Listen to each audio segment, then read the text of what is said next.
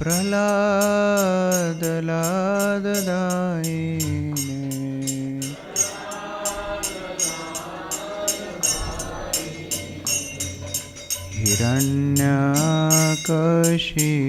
हिरण्यकशिपुर्वक्षः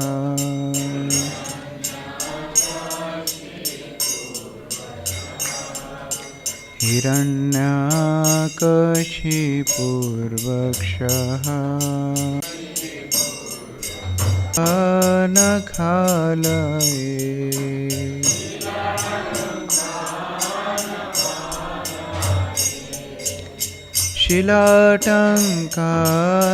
शिलाटङ्कानखालये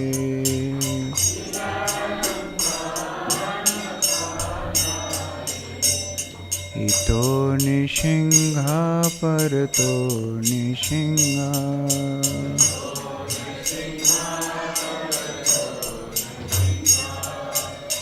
इतो निशिंह परतो निशिंह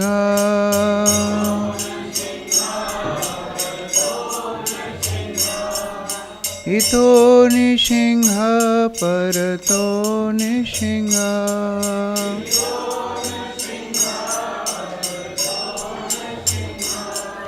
यतो यतो यामि ततो निशिंह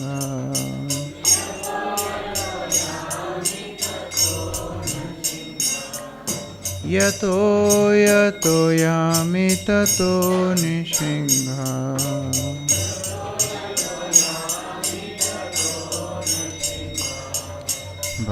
बाहिर्नरसिंह हृदये निशिंह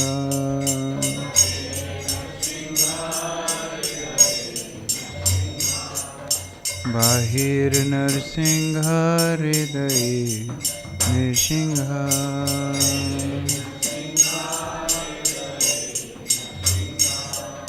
बाहिर्नरसिंह हृदये नरसिंह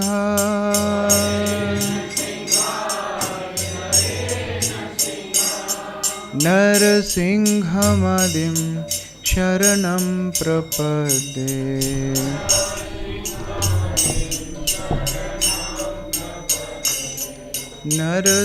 नरसिंहमादिं शरणं प्रपद्ये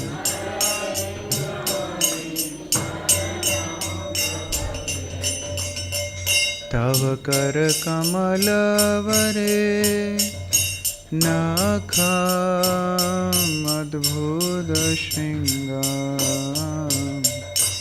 दलितहिरण्यकशिपु तनुभृङ्गा केशवधृता नरहरिरूपा जय जगदीश हरे जय जगदीश हरे जय जगदीश हरे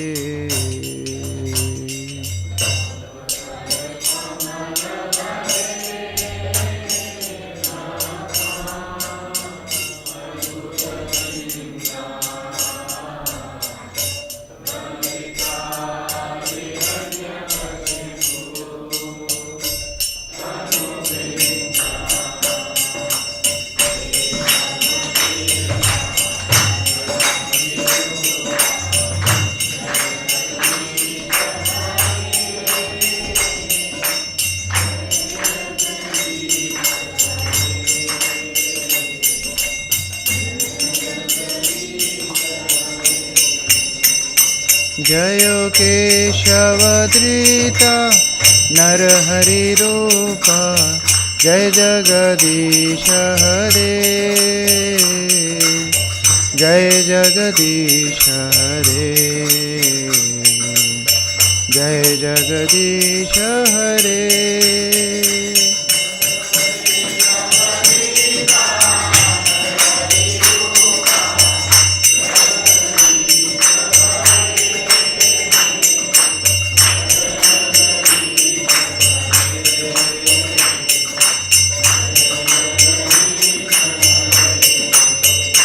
जयो नृसिंहदेव नृसिंहदेव नृसिंहदेव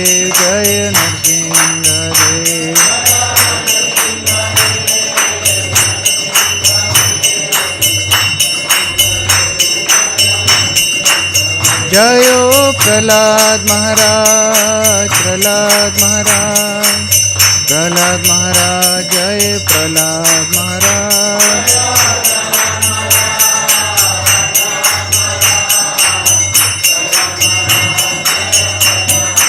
जयो जयो प्रभुपाद, प्रभुपाद, प्रभुपाद, प्रभुपाद।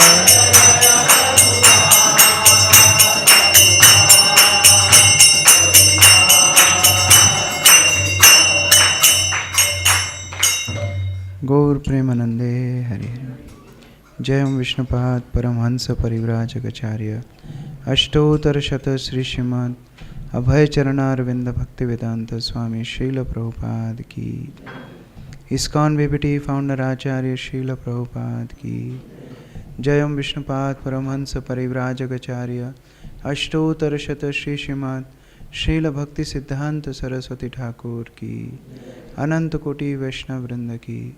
नामाचार्य श्रील हरिदास ठाकुर की। प्रेम से कहो श्री कृष्ण चैतन्य प्रभु नित्यानंद श्री अद्वैत गदाधर शिवासादि गौर भक्त वृंद की। श्री श्री राधा कृष्ण गोप गोपिका श्याम कुंड राधा कुंड गिरि गोवर्धन की। श्री वृंदावन धाम की। श्री मायापुर धाम की।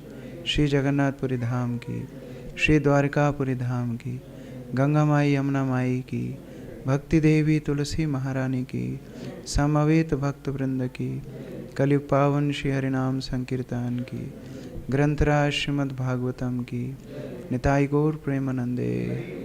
All glories to assembled devotees, all glories to assembled devotees, all glories to assembled devotees, all glories to Shri Shri guru and Shri Gauranga, glories to Srila Prabhupada.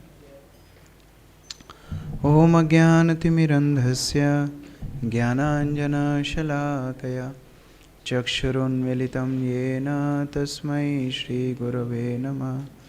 श्रीचैतन्यमनोभीष्टं स्थापितं येन भूतले स्वयं रूपः कदा मह्यं ददाति स्वपदान्तिकं। वन्देऽहं श्रीगुरोः श्रीयुतापदकमलं श्रीगुरून् वैष्णवांश्च। श्रीरूपं साग्रजातं सहगणरघुनाथान्वितं तं सजीवं साद्वैतं सावधूतं परिजनसहितं कृष्णचैतन्यदेवं श्रीराधाकृष्णपादान् सहगणललिता श्रीविशाखान्वितांश्च। नमो विष्णुपादाय कृष्णपृष्ठाय भूतले श्रीमते भक्तिवेदांत स्वामिनिति नामिने। नमस्ते सरस्वती देवे गौरवाणी प्रचारिणे निर्विशेष शून्यवादी पाश्चात्यदेशतारिणे। नमो महावदन्याय कृष्ण प्रेम प्रदायते कृष्णाय कृष्ण चैतन्य नामने गौरत्वसे नमः।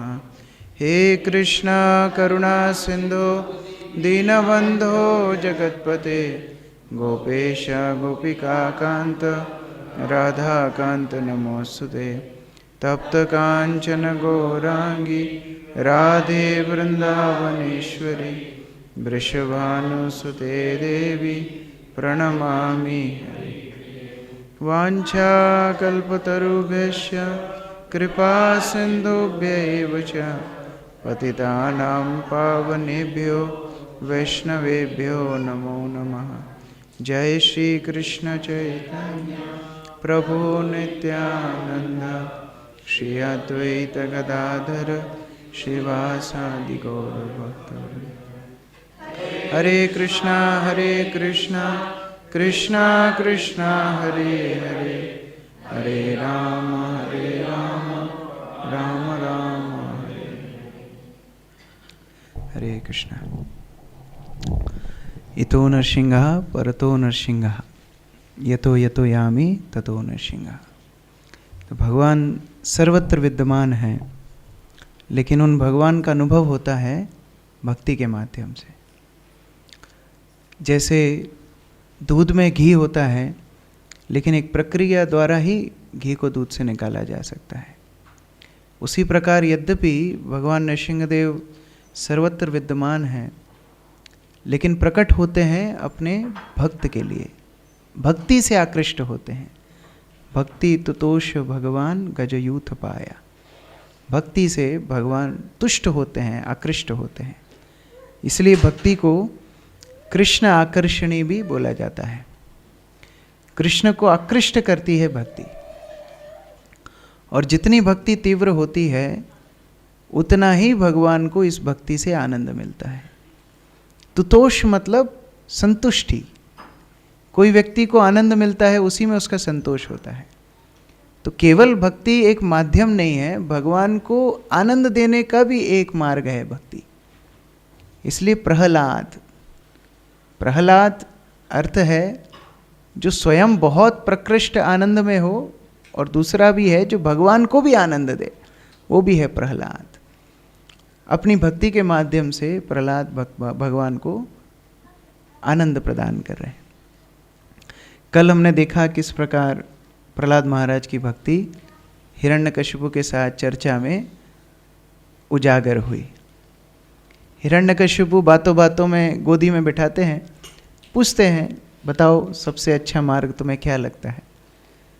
और प्रहलाद महाराज बताते हैं, पिताजी आप फंसे हुए हो अंधकूप में, निकलो यहाँ से बाहर और भगवान का आश्रय लो। तो हिरण्यकशिपु को लगता है बच्चा है, इधर उधर की बातें कर रहा है, किसी ने सिखा दिया होगा। कभी कभी ऐसा होता है कि कोई बहुत अच्छे घर के बच्चे होते हैं, फिर कभी गली में, कभी कोई दुकान में कुछ अपशब्द सीख करके घर में आके बोल देते हैं। तो फिर माता पिता उनको बताते नहीं नहीं बाहर कुछ सीख के नहीं आना है, घर की बात सीखना है। तो उसी तरह हिरण्यकशिपु ने पहले तो उतने गंभीरता से नहीं लिया, फिर भेज दिया दोबारा से षंडमर्क के पास शिक्षा लेने के लिए। अब षंडमर्क ने दोबारा प्रयास किया समझाने का, पूरा ट्रेनिंग दे करके जब वापस लाए पुनः, इस बार तो षंडमर्क को भी पूरा कॉन्फिडेंस था कि सही बोलेगा, लेकिन हिरण्यकशिपु ने क्वेश्चन पेपर बदल दिया। अभी क्वेश्चन पेपर पहले जैसा होता तो शायद प्रहलाद महाराज पास हो जाते। इन क्वेश्चन पेपर क्या आया, बताओ अपने गुरु से आपने क्या सीखा। गुरु नाम सुनने से तो स्मरण आया नारद मुनि का। तो नारद मुनि ने जो सिखाया था नवदा भक्ति का उपदेश दे डाला। और इतना ही नहीं, नवदा भक्ति का उपदेश देते देते भी गोदी में ही बिठा के रखा था, तब भी हिरण्यकशिपु को क्रोध आ रहा था, लेकिन इतना नहीं आ रहा था। लेकिन जब ये बोला पिताजी आपसे नहीं होगी नवदा भक्ति, आपसे तब तक नहीं होगी जब तक आप महात्माओं का, साधुओं का, संतों का सत्कार, उनकी सेवा, उनके चरणों की धूल अपने मस्तक पे नहीं लोगे तब तक नहीं होगी। आपके प्रयास से बाहर है और दूसरे भी आपको मदद नहीं कर सकते हैं। जब ये बोल दिया तब गोदी से नीचे फेंक दिया, तो बहुत क्रोध आ गया। ये शरीर के किसी अंग में अगर रोग हो जाए उसको काट देना चाहिए, इसको तुरंत मार दो। और स्पेशल टीम थी, टॉर्चर टीम, उनको बुलाया गया, वो लोग का काम ही था मारने के लिए। तो वो लोग ने बड़ा प्रयास किया। सबसे पहले तो अपने अस्त्र शस्त्र लेकर के आए, जितना मारने का प्रयास करते हैं, जितने अस्त्र शस्त्र स्पर्श करते हैं प्रहलाद को टूट जाते हैं। ये लोग सुबह से रात तक थक गए, हिरण्यकशिपु को आकर के बोलते हैं ये तो मरेगा नहीं, लगता है हम ही चले जाएंगे इसको मारते मारते। फिर हाथियों को बुलाया, और एक भक्त तो बता रहे थे कौन से हाथियों को बुलाया, जो भूमंडल को बैलेंस करते हैं वो हाथियों को बुलाया, सबसे वरिष्ठ, सबसे बड़े विशाल गाय, उनके नीचे दबाने का प्रयास किया। लेकिन वो प्रयास करते हैं दबाने का, प्रहलाद तो हंसता है। सबसे इंपोर्टेड पॉइजन मंगवाया, महंगा जहर, विष। पहले तो विष मिला के दिया किसी भोजन में, उससे भी कुछ नहीं हुआ। फिर विष के ही गोले बना करके खिलाए, उससे भी कुछ नहीं हुआ। जितना प्रयास कर रहे हैं, खाई से फेंकते हैं तो दानव सोचते हैं कि अभी शायद रोएगा, डरेगा, लेकिन वो तो हंस रहा है। ये देख के और ज़्यादा डिप्रेशन में चले गए ये असुर लोग। ये जाके सब हिरण्यकशिपु को डेली रिपोर्टिंग करते थे। और तो और रोज दिन भर तो कार्यक्रम चलता था, शाम को प्रहलाद प्रणाम करने जरूर आता था हिरण्यकशिपु को, रोज प्रणाम करता था, हरे कृष्णा। तो हिरण्यकशिपु को लगता था एक तो मरता नहीं है और डरता भी नहीं है, ये डरता भी नहीं है, मरना तो बहुत दूर की बात है। बहुत बहुत समस्या हिरण्यकशिपु के लिए खड़ी हो गई। श्री श्रीमद् भक्तिचारू स्वामी गुरु महाराज बताते थे कि भगवान के भक्त एक छोटे बालक के समान होते हैं। जब पिता बालक को हवा में उछालते हैं तो दूर से देखने में दूसरे व्यक्ति को ऐसा लग सकता है कि अरे बालक तो डर रहा होगा, ये हवा में इतना ऊपर उछाल रहे हैं पिताजी, तो बालक तो रोएगा। लेकिन बालक किलकारी करके हंसता है, क्योंकि बालक को पता है पिताजी नीचे खड़े हैं, पिताजी उसको गिरने नहीं देंगे, पिताजी उसको कैच कर लेंगे। और उस माध्यम से उस बालक का आनंद और बढ़ता चला जाता है, और ज़्यादा हंसता है। तो जैसे जैसे हिरण्यकशिपु प्रयास कर रहे थे प्रहलाद महाराज को मारने के लिए, प्रहलाद का आनंद और बढ़ता चला जा रहा था। और ये देख के हिरण्यकशिपु बड़ी चिंता में डूब गया। श्री नारद मुनि बताते हैं, जैसे कोई अपवित्र व्यक्ति हो जिसने केवल पाप ही पाप करे हैं, जिसके जीवन में सुकृति ना हो, उसके जीवन में कोई सफल कार्य हो ही नहीं सकता, क्योंकि बैंक बैलेंस में सुकृति नहीं है, अच्छे कर्म नहीं है। उसी प्रकार ये दानवों के कोई भी प्रयास प्रहलाद के ऊपर सफल नहीं हो रहे थे। बड़े दुखी हो गए। हिरण्यकशिपु बहुत ज़्यादा चिंता में पड़ गया कि ऐसा कौन सी शक्ति है जो इसको बचा रही है। कौन सी शक्ति है? कृष्ण गृह गृहीतात्मा। कृष्ण नाम का ग्रह इसको लगा है। किसी को राहु लगता है, केतु लगता है, शनि लगता है, मंगल की दशा भारी होती है, सोम भारी होता है। प्रहलाद महाराज को कौन सा ग्रह लगा? कृष्ण ग्रह लगा। और ये ग्रह ऐसा है कि कोई जादू टोना पूजा मंगलनाथ राम घाट शिप्रा घाट कोई सा ये ग्रह को नहीं उतार सकता। जब श्रील प्रभुपाद के एक शिष्य बहुत बड़े परिवार से थे, वो भक्त बन गए, तो उनके परिवारजनों ने एक साइकेट्रिस्ट को भेजा और साइकेट्रिस्ट ने उनके साथ मीटिंग की 1 घंटा। और 1 घंटा वो इतना प्रभावशाली साइकेट्रिस्ट था कि जो उनके साथ बात करते थे वो अपना ओपिनियन बदल देते थे। एक्चुअली उनको बोलते डी प्रोग्रामर। तो उस तरह से बातचीत करने में सबको कॉन्फिडेंस था, हाँ अभी तो उनकी भक्ति छुड़ा देंगे 100%। 1 घंटे बाद वो साइकेट्रिस्ट बाहर आया, बोले इसके साथ 1 मिनट और रहूँगा तो मैं भी हरे कृष्णा, मेरा भी काम हो जाएगा। कृष्ण गृह गृहीत आत्मा, जिसको एक बार कृष्ण ग्रह पकड़ लेगा फिर उसको छोड़ेगा नहीं। और भगवान ऐसा करते भी हैं। एक बार किसी को पकड़ लेते हैं, गीता में भगवान बोलते हैं स्वल्पम अपि अस्य धर्मस्य त्रायते महतो भयात्। सबसे भीषण से भीषण भय से मैं तार दूंगा अगर थोड़ी भी मेरी कोई भक्ति करेगा। तो यहाँ प्रहलाद तो एकनिष्ठ भक्ति कर रहे हैं। और वास्तव में श्री नृसिंहदेव तो बाद में अवतरण लेंगे, लेकिन पहले ही भगवान अवतरण ले चुके थे नाम के रूप में। प्रहलाद भगवान के नाम को आश्रय लेता था। ये नाम साक्षात भगवान है। द्रौपदी के चीर की रक्षा की भगवान के नाम ने। भगवान तो वहाँ दृश्य में दिखे नहीं, लेकिन नाम ने रक्षा की। उसी तरह यहाँ बाह्य रूप से हम देख रहे हैं प्रहलाद महाराज को बचाने के लिए नृसिंहदेव प्रकट अवस्था में नहीं दिख रहे हैं, लेकिन नाम रक्षा कर रहे हैं प्रहलाद महाराज जी।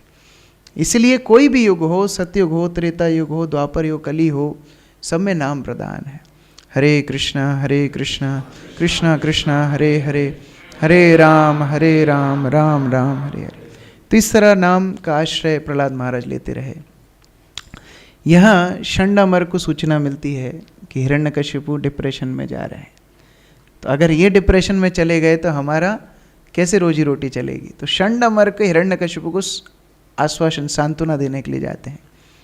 देखो हमारे मध्य भारत में एक कहावत है, अगर किसी का समय खराब चलता है तो ऊंट पर बैठे आदमी को भी कुत्ता काट लेता है। तो हिरण्यकशिपु जिसके सामने देवता भी बात बोलने से पहले डरते थे, दिक्पाल भी जिसकी सेवा में लगे रहते थे, षंडामर का बोलना तो बहुत बड़ी बात है। लेकिन षंडामर का आकर के हिरण्यकशिपु को सांत्वना दे रहे हैं। बोले देखिए छोटा सा बालक है, छोटा बालक है, ये इतनी नारायण भक्ति करता है, हरि भक्ति करता है, ये तो मेरी मृत्यु का कारण बन जाएगा। षंडामर बोलते हैं चिंता मत करो, इसको होम अरेस्ट करके रखते हैं। और अभी हमारे गुरुजी आने वाले हैं। कौन? शुक्राचार्य। वो गए थोड़े प्रवास पर, वो आएंगे, वो ट्रेनिंग देंगे। तो तब तक के लिए हम इनको आश्रम में रखेंगे, जो है थोड़ा बहुत पढ़ाएंगे। और हम तो अच्छा ही पढ़ा रहे थे, मिड सेमेस्टर में टॉप किया था, लेकिन आप ही बीच बीच में बोलते थे लाओ मिलाने, तो उस चक्कर में पढ़ाई रुक जाती थी। और फिर बीच में आप प्रश्न पूछ ले तो गड़बड़ हो गया काम। तो हम पढ़ाई कराएंगे अभी आप बुलाना नहीं, और हमारे गुरुजी आएंगे कुछ दिन बाद, वो भी शिक्षा देंगे, ठीक है। षंडमर की बात मान करके हिरण्यकशिपु प्रहलाद को दोबारा भेज देता है। यहाँ पर प्रहलाद स्कूल में वापस आए, गुरुकुल में वापस आए। कोर्स बुक तो सेम था, धर्म अर्थ काम 3 ही सब्जेक्ट थे, यही सिखाना है। और 4 लैब थी, कौन सी? साम दाम दंड भेद, ये 4 लैब सब्जेक्ट थे, 3 थ्योरी सब्जेक्ट थे। इनकी पढ़ाई होती थी दिन भर, लेकिन प्रहलाद का उसमें मन नहीं लगता था, 1% भी उसमें मन नहीं लगता था। फिर भी बैठते थे प्रहलाद, सम्मान करते थे। अब बीच बीच में षंड अमर्क अपने गृहमेदी कार्य करने के लिए बीच बीच में जाते थे। नारद मुनि उनको गृहस्थ भी नहीं बोल रहे, गृहमेदी ही बोल रहे हैं। बोले ये काम गृहमेदी के ही करने के लिए जाते थे, बीच बीच में खाने पीने जाते होंगे, कपड़े धोने जाते होंगे, बीच में जाते थे। तो जब वो लोग गए तब प्रहलाद महाराज के जो सहपाठी गण थे, असुर पुत्र, वो सब आके प्रहलाद के पास खेलने का निमंत्रण देते हैं। वो लोग सब प्रहलाद को बड़ा प्रेम करते थे। प्रहलाद थे ही ऐसे, हमने कल प्रहलाद महाराज के कई गुणों की चर्चा की थी। और इतना गुणवान कोई व्यक्ति हो, इतना शील कोई व्यक्ति हो, इतना सौम्य कोई व्यक्ति हो, तो सभी लोग का ध्यान आकृष्ट करता ही है। तो ये सारे सहपाठी गण प्रहलाद महाराज से बड़े आकृष्ट होते थे। तो ये सब इकट्ठे हुए और प्रहलाद महाराज को प्रार्थना करने लगे कि आप चलिए हमारे साथ खेलने के लिए, आप क्यों नहीं खेलते हमारे साथ। तो प्रहलाद कभी भी गेम्स पीरियड में कहीं जाते नहीं थे। तो ये पहली बार ये सारे सखा इकट्ठे होकर के बोलते हैं आप हमारे साथ खेलने के लिए चलो। तो जब प्रहलाद महाराज ने देखा कि ये लोग मुझ में इंटरेस्ट ले रहे हैं, तो मुझे भी इनमें इंटरेस्ट लेना चाहिए। ये यथामाम प्रपद्यन्ते।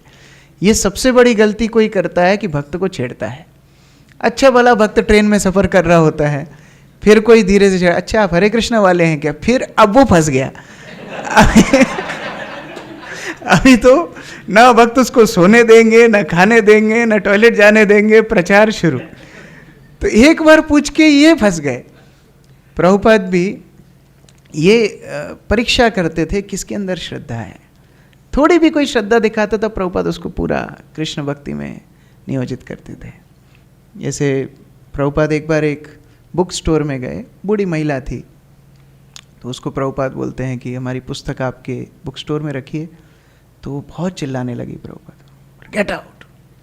तो प्रभुपाद बोले ठीक है मैं जा रहा हूँ, बहुत देर चल के आया हूँ धूप में, क्या मैं 2 मिनट बैठ सकता हूँ।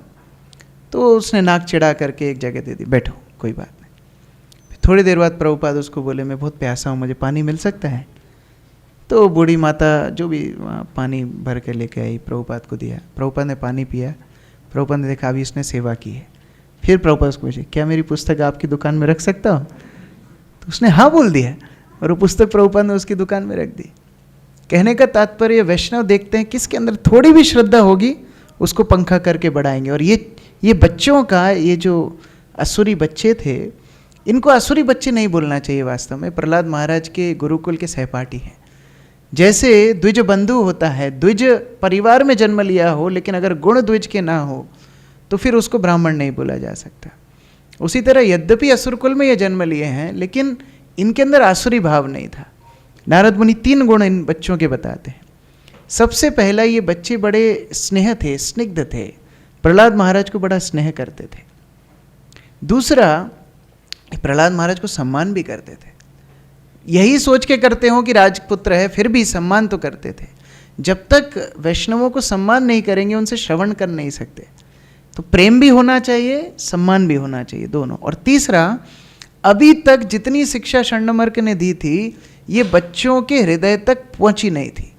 ये भी ऊपर ऊपर से ही पढ़ रहे थे। अभी तक इनके चरित्र में वो गुण नहीं गए थे। दे वर नॉट पॉल्यूटेड। अभी तक इनकी चेतना कलुषित नहीं हुई थी ये षण्डमर्क की शिक्षा से। तो ये 3 गुण इनके अंदर थे।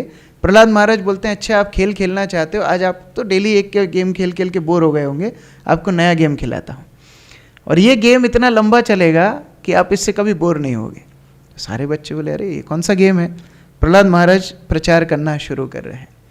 अभी देखिए प्रहलाद महाराज एक आदर्श प्रचारक हैं।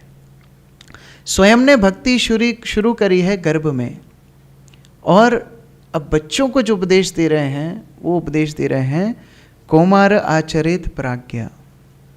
आपको भक्ति करना चाहिए 5 वर्ष की आयु से। इससे बहुत महत्वपूर्ण शिक्षा क्या मिलती है? प्रचारक जितना करते हैं उससे थोड़ा कम ही बोलना चाहिए। सामान्यतः बोलता व्यक्ति ज़्यादा है, करता कम है।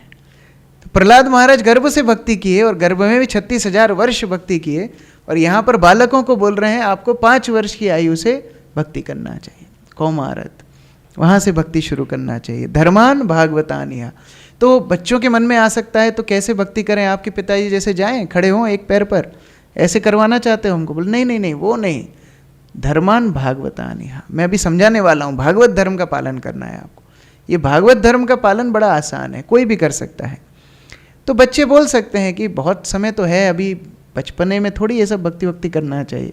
बोले नहीं नहीं, दुर्लभम मानुषम देह, ये मनुष्य जीवन बड़ा दुर्लभ है। आपको बहुत मुश्किल से बहुत बहुत योनियों भटकने के बाद ये मनुष्य जीवन मिला है। तदपि अध्रुवम, और नश्वर भी है, कभी भी जा सकता है, ये शरीर कभी भी छूट सकता है। इसलिए इसका जब तक अर्थ निकाला ना जाए तब तक ये भाग्यशाली नहीं माना जाएगा व्यक्ति। अर्थदम अध्रुवम, अध्रुवम तो है लेकिन अर्थदम भी है। ये भगवत प्राप्ति कराने वाला मनुष्य जीवन है। सामान्यतः लोग बोलते ही हैं कि बुढ़ापे में भक्ति करो, तो हमारे भक्त फिर बूढ़े लोगों से पूछते हैं आप कितनी भक्ति कर रहे हो? वो भी भक्ति नहीं कर सकते जब तक बचपन से प्रशिक्षण किसी को भक्ति का ना मिले। बुढ़ापे में भक्ति करना बहुत बहुत बहुत कठिन है। और इसीलिए प्रहलाद महाराज अपने सहपाठियों को बोल रहे हैं मनुष्य जीवन को सफल कराना है तो भक्ति करो। किसकी भक्ति करना है? भगवान विष्णु की भक्ति करो। तो बालकगण बोलते हैं कि आप जो गेम ये सिखा रहे हो, ये गेम इतना इंटरेस्टिंग नहीं लग रहा है, इसमें आनंद मिलेगा कि नहीं? खेल में मज़ा आना चाहिए, मज़ा आएगा कि नहीं? प्रहलाद महाराज बोलते हैं अब जब सुख की बात आप कर रहे हो, आनंद की बात कर रहे हो, तो सुख तो अपने आप आता है। सुख अपने आप आता है। कैसे अपने आप आता है? जैसे दुख अपने आप आता है। दुख के लिए कोई प्रार्थना नहीं करता, कोई मंदिर में जाके नहीं बोलता कि भगवान बहुत दिन से मुझे डेंगू नहीं हुआ, मलेरिया नहीं हुआ, चिकनगुनिया, कोरोना का टाइम कितना अच्छा था, लोग मर रहे थे, अभी क्या खबर नहीं मिल रही कोई रिश्तेदारों के मरने की, कोई टांग वाग टूटे तो मजा आए, खबर लेने जाएं। कोई प्रार्थना नहीं करता कि हम बीमार पड़ें, दुखी हो, फिर भी दुख आता है। हाँ, आता है, अपने आप आता है। उसी तरह सुख भी अपने आप आता है। तो सुख के लिए अलग से प्रयास करने की आवश्यकता नहीं है। कोई दुख के लिए प्रार्थना नहीं करता, उसी तरह सुख के लिए भी प्रार्थना करने की आवश्यकता नहीं। एक भक्त ने दुख के लिए प्रार्थना की थी। कौन? कुंती महाराज। और वो बोलती भी हैं, हे भगवान, ऐसा दुख जिसमें आपका स्मरण हो जाए तो फिर दोबारा से दुख आएगा ही नहीं। आप पुनर्भव दर्शना, दोबारा से भवसागर में आना नहीं पड़ेगा। तो प्रहलाद महाराज ये बालकों को बता रहे हैं, ये सुख की अपेक्षा छोड़ो, क्योंकि भौतिक जगत का प्रयास एकदम व्यर्थ है। व्यक्तियों को अगर हम पूछें कि आप क्यों जी रहे हो, ये प्रश्न बहुत गंभीर हो सकता है। किसी को सड़क चलते हुए आदमी को पूछो आप क्यों जी रहे हो, तो वो नाराज हो जाएगा। तो क्या करे? मर जाए? तो क्या जिए नहीं तो क्या करे? बोले नहीं, आपको मरना नहीं है, आप कब तक जियोगे? जब तक जीवित हैं जब तक जिएंगे, जब तक लास्ट ट्राई करेंगे, वेंटिलेटर हो चाहे कुछ भी हो, जीवित तो रहना है, जीने की आशा हमारे अंदर है। लेकिन जीने का प्रयोजन क्या है? क्यों जी रहे हो? केवल संसार की ऑक्सीजन खत्म कर रहे हो? केवल यहाँ पर अनाज खत्म करने के लिए जी रहे हो? क्यों जी रहे हो? ये प्रश्न का उत्तर किसी के पास नहीं है। इसलिए प्रहलाद महाराज बोलते हैं जब तक शरीर में शक्ति है तब तक भगवान की भक्ति करने का तीव्र प्रयास करना चाहिए। ये गारंटी नहीं है शरीर में कब तक शक्ति रहेगी। और वास्तव में ये बहुत बड़ी आई ओपनर स्टेटमेंट है प्रहलाद महाराज की। महाराज कुलशेखर भगवान को प्रार्थना करते हैं, हे भगवान, मेरा मन आपके चरण कमलों में आसक्त हो जाए, क्योंकि जब प्राण छोड़ने का समय आएगा, प्राण प्रयाण समये कफवात पित्तई कंठावरोधन विधौ स्मरणम कुतस्ते। जब अंतिम समय में मेरे कफवात पित्त से सारे शरीर स्थिर हो जाएगा तो मैं आपको कैसे स्मरण कर पाऊंगा। और वास्तव में शरीर अभी तो 20-25 साल की उम्र में ही जो समस्याएं हो रही हैं, अभी हमारे दादा दादियों को भी वो समस्याएं नहीं होती थी। मुझे कोई एक वीडियो दिखा रहा था कि आजकल जो नए नए युवा रहते हैं वो तो बेचारे पट्टा लगा के घूमते हैं और उनके मम्मी पापा चढ़ चढ़ के सफाई करते हैं, क्योंकि जैसे जैसे कलयुग बढ़ता जा रहा है वैसे वैसे शरीर की क्षमता भी तो कम हो रही है। आँखों की देखने की क्षमता, स्मरण शक्ति, बोलने की शक्ति, हर तरह से शिथिल हमारा शरीर होता जा रहा है। इसलिए जब तक आंखों में रोशनी है तब तक भागवत पढ़ना है, जब तक वाणी में शक्ति है भगवान का नाम लेना है, जब तक शरीर में थोड़ी भी जान है भगवान की सेवा करना है। कैसे कैसे उदाहरण हमारे सामने प्रस्तुत हैं। श्रील सनातन गोस्वामी आखिरी तक, बुढ़ापे तक भगवान की गोवर्धन परिक्रमा कर रहे हैं, हर एक कण को भगवान की सेवा में लगा रहे हैं। ये आदर्श प्रहलाद महाराज असुर गणों को असुर बालकों को बता रहे हैं। और एक बहुत अच्छा मैथमेटिक्स कैलकुलेशन बच्चों को बताते हैं। थोड़ा बहुत तो मैथ्स बच्चे सीखे ही थे, उनको बताते हैं देखो ज़्यादा से ज़्यादा व्यक्ति 100 वर्ष जीता है, और वो 100 वर्ष में से शुरू के 10 साल तो बच्चे बालपन में ही निकाल देते हैं, वो तो रोने खाने पीने में ही निकल जाते हैं, तब तो कुछ हो ही नहीं पाता। और बाकी के 10 वर्ष खेलने कूदने में निकल जाते हैं, उस समय और किसी चीज़ में मन नहीं लगता, माता को खिलाने के लिए भी पकड़ पकड़ के वापस लाना पड़ता है। और अंतिम 20 वर्ष बुढ़ापे के केवल अगर व्यक्ति बिस्तर से बाथरूम तक भी चला जाए ना, तो लोग रिश्तेदारों को बताते हैं हमारे बाबूजी अपने आप बाथरूम चले जाते हैं। वो बहुत बड़ी सफलता है, ये बहुत बड़ा काम है। वो अपने आप अपना ब्रश कर लेते हैं, नहा लेते हैं, खा लेते हैं, टॉयलेट चले जाते हैं, ये बहुत बड़ी सफलता है। तो आखिरी के 20 साल बुढ़ापे के इनवैलिड, शुरू के 20 साल बचपन के इनवैलिड, और जो बची कुची जिंदगी है उसमें से 50 वर्ष तो सोने में निकल जाते हैं, क्योंकि आधे समय व्यक्ति सोता है रात में, तो आधा समय चला गया। अब बचा कितना? तो बचा जितना उसमें भी करता है अपनी इंद्रिय तृप्ति के काम। तो भक्ति के लिए समय कहाँ है? अगर बच्चों के मन में आती भी बात कि हम भक्ति करना, अभी तो बहुत समय है, आप बता रहे हो अच्छी बात है, भक्ति हम करेंगे, लेकिन बहुत समय है, तो प्रहलाद महाराज बोल रहे हैं अभी ही समय है, बाद में आपकी व्यस्तता बढ़ने ही वाली है, कम नहीं होने वाली। और कोई व्यक्ति ऐसा नहीं है दुनिया में जो फ्री हो गया हो। कभी कभी मन में आता है मैं फ्री होकर ज़्यादा अच्छे से भक्ति करूँगा, आज तक कोई आदमी फ्री हो ही नहीं पाया। वो एक ही टाइम फ्री होता है शमशान में, जब लोग उसको फ्री करते हैं कि भैया जाओ अब ठंडा कटाओ हमारा, लेकिन तब तक आदमी फ्री नहीं होता। इसीलिए वास्तव में एक एक सांस में समय का सदुपयोग करना चाहिए। हमारी वैदिक संस्कृति में जीवन की जो गणना है वो सांस के अनुसार होती है, सेकंड से भी नहीं, मिनट से भी नहीं, घंटों से भी नहीं, सांस से। तो एक सांस के बाद की सांस का गणित हमको नहीं पता, तभी हमारी मृत्यु हो सकती है। तो प्रहलाद महाराज बोल रहे हैं इसलिए तीव्र भक्ति करना चाहिए। अब बच्चे प्रहलाद महाराज को बोलते हैं प्रहलाद अच्छी बात बोली आपने, डराया अच्छा खासा हमको, लेकिन हमको भी तो आगे चतुर्भुज होना है ना। चतुर्भुज जानते हो ना? 2 तरह से लोग चतुर्भुज होते हैं, एक तो जब भगवान के धाम जाते हैं तो सारूप्य मुक्ति चतुर्भुज, और एक पाणी ग्रहण में चतुर्भुज होता है, जब वर वधू हाथ पकड़ते हैं तो 2 से चतुर्भुज।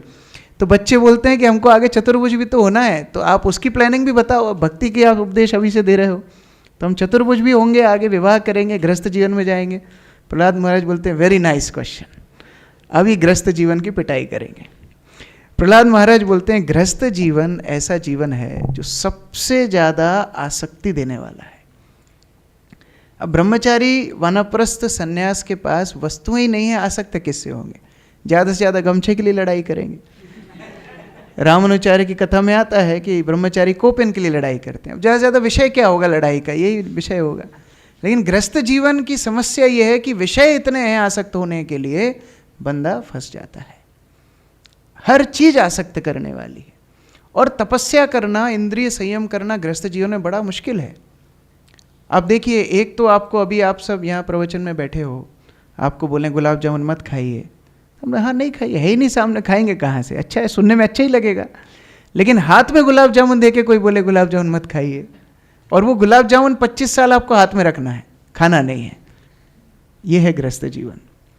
इंद्रिय भोग एकदम आपके साथ में है, लेकिन आपको उसका भोग नहीं करना है, तो बड़ा रिस्की है। उसके साथ में जो धन होता है वो भी आसक्ति बढ़ाता है। प्रहलाद महाराज बोलते हैं मनी स्वीटर देन हनी, ये इतना मीठा है कि धन की आकांक्षा में व्यक्ति जीवन भर काम करता है। अच्छा, जितने बूढ़े बूढ़े व्यक्ति हैं, धनाढ्य व्यक्ति है, उनको पूछो तुम्हारी जितनी संपत्ति है आज से भी तुम बेचना शुरू करो और उसको भोगना शुरू करो, तुम अंतिम समय तक इसको भोग पाओगे? नहीं भोग पाएंगे। फिर भी बैंक बैलेंस बढ़ाने की आसक्ति है, किसके लिए? आगे बच्चे भोगेंगे। तो ये जो धन है इसका केवल श्रुति सुख है, ये श्रुति सुख देता है, ये भी आसक्ति बढ़ाता है। हमारे श्री श्रीमद् भक्ति प्रेम स्वामी महाराज प्रवचन में बता रहे थे, बोले किसी की 2000 रुपये की नौकरी है, उसको बोलो आप मंदिर में आके ज्वाइन कर लो, वो आ जाएगा, क्या दिक्कत है उसको। अब किसी का 2 करोड़ का पैकेज है, उसके लिए पूरा सेमिनार भी दोगे तो भी वो बोलेगा प्रभु जी बताता हूँ, आगे आके थोड़ा बताता हूँ। तो ये जो धन है फिर व्यक्ति को फंसा लेता है गृहस्थ जीवन में। उसके अलावा ये धन इकट्ठा करने के लिए जितना जान पे व्यक्ति खेलता है वो भी व्यक्ति को पाप में फंसाता है। व्यक्ति पाप पे पाप करता है धन कमाने के लिए, और ज़्यादा कर्म में फंसता चला जाता है। गृहस्थ जीवन शुरुआत होता है बड़े सुंदर तरह से। हमारा भी विवाह हुआ था तो भक्त लोगों को चावल दिए थे हाथ में और सबको खड़ा कर दिया था गोले में, और पुजारी ने बोला था साधु सावधान, सब लोग डालो चावल, सावधान, कर तो रहे हो लेकिन आगे जाके आपको ही संभालना है। ये सब फूल चावल चढ़ा करके खा पी के अपने अपने घर चले जाएंगे, बाद में गृहस्थी आपको ही संभालनी है। और जब परिवार की आवश्यकताएं बढ़ती जाती हैं व्यक्ति पाप कृत्य करता है। हर जीव, एक जानवर भी दूसरे जानवर को क्यों मारता है? परिवार के लिए भोजन लेकर के आना है। एक पक्षी भी अपने छोटे बच्चों को कीड़ा ला करके खिलाती है। उसी तरह मनुष्य जीवन में भी व्यक्ति पाप करता है अपने परिवार को पालने के लिए। और ये परिवार की तुलना पंचम स्कंद में की गई है भेड़ियों से, जंगली जानवरों से, जो वन में जाने वाले पथिक को काटते हैं, नोचते हैं, उसके सारी शक्ति। ठीक, ज़्यादा हो रहा है, थोड़ा कम बोलना चाहिए। प्रहलाद महाराज बोल रहे हैं। तो इस तरह गृहस्थ जीवन त्रस्त जीवन है अगर कृष्ण ना हो। प्रहलाद महाराज फिर बताते हैं पत्नी के बारे में। बोलते हैं जैसे ही पत्नी का मधुर स्वर किसी के कान में जाता है, इतना रुचिकर लगता है, व्यक्ति सब कुछ भूल जाता है। इसलिए किसी की पत्नी सुंदर ना हो तो वो आशीर्वाद है, किसी की पत्नी मूर्ख हो तो आशीर्वाद है, किसी की पत्नी ज़्यादा झगड़ा करती हो तो वो आशीर्वाद है। प्रभुपाद बोला करते थे अगर आपकी पत्नी आपकी कृष्ण भक्ति में सहायता करे तो आप अच्छे से भक्ति करोगे, लेकिन अगर सहायता ना करे तो आप शुद्ध भक्त बन जाओगे। मैं उदाहरण बैठा हूं आपके सामने। प्रभुपाद बोलते मेरी पत्नी ने सहायता नहीं दी, मैं सामने बैठा हूं, सन्यासी बन गया। तो प्रहलाद महाराज बोलते ये पत्नी भी फंसाने वाली है।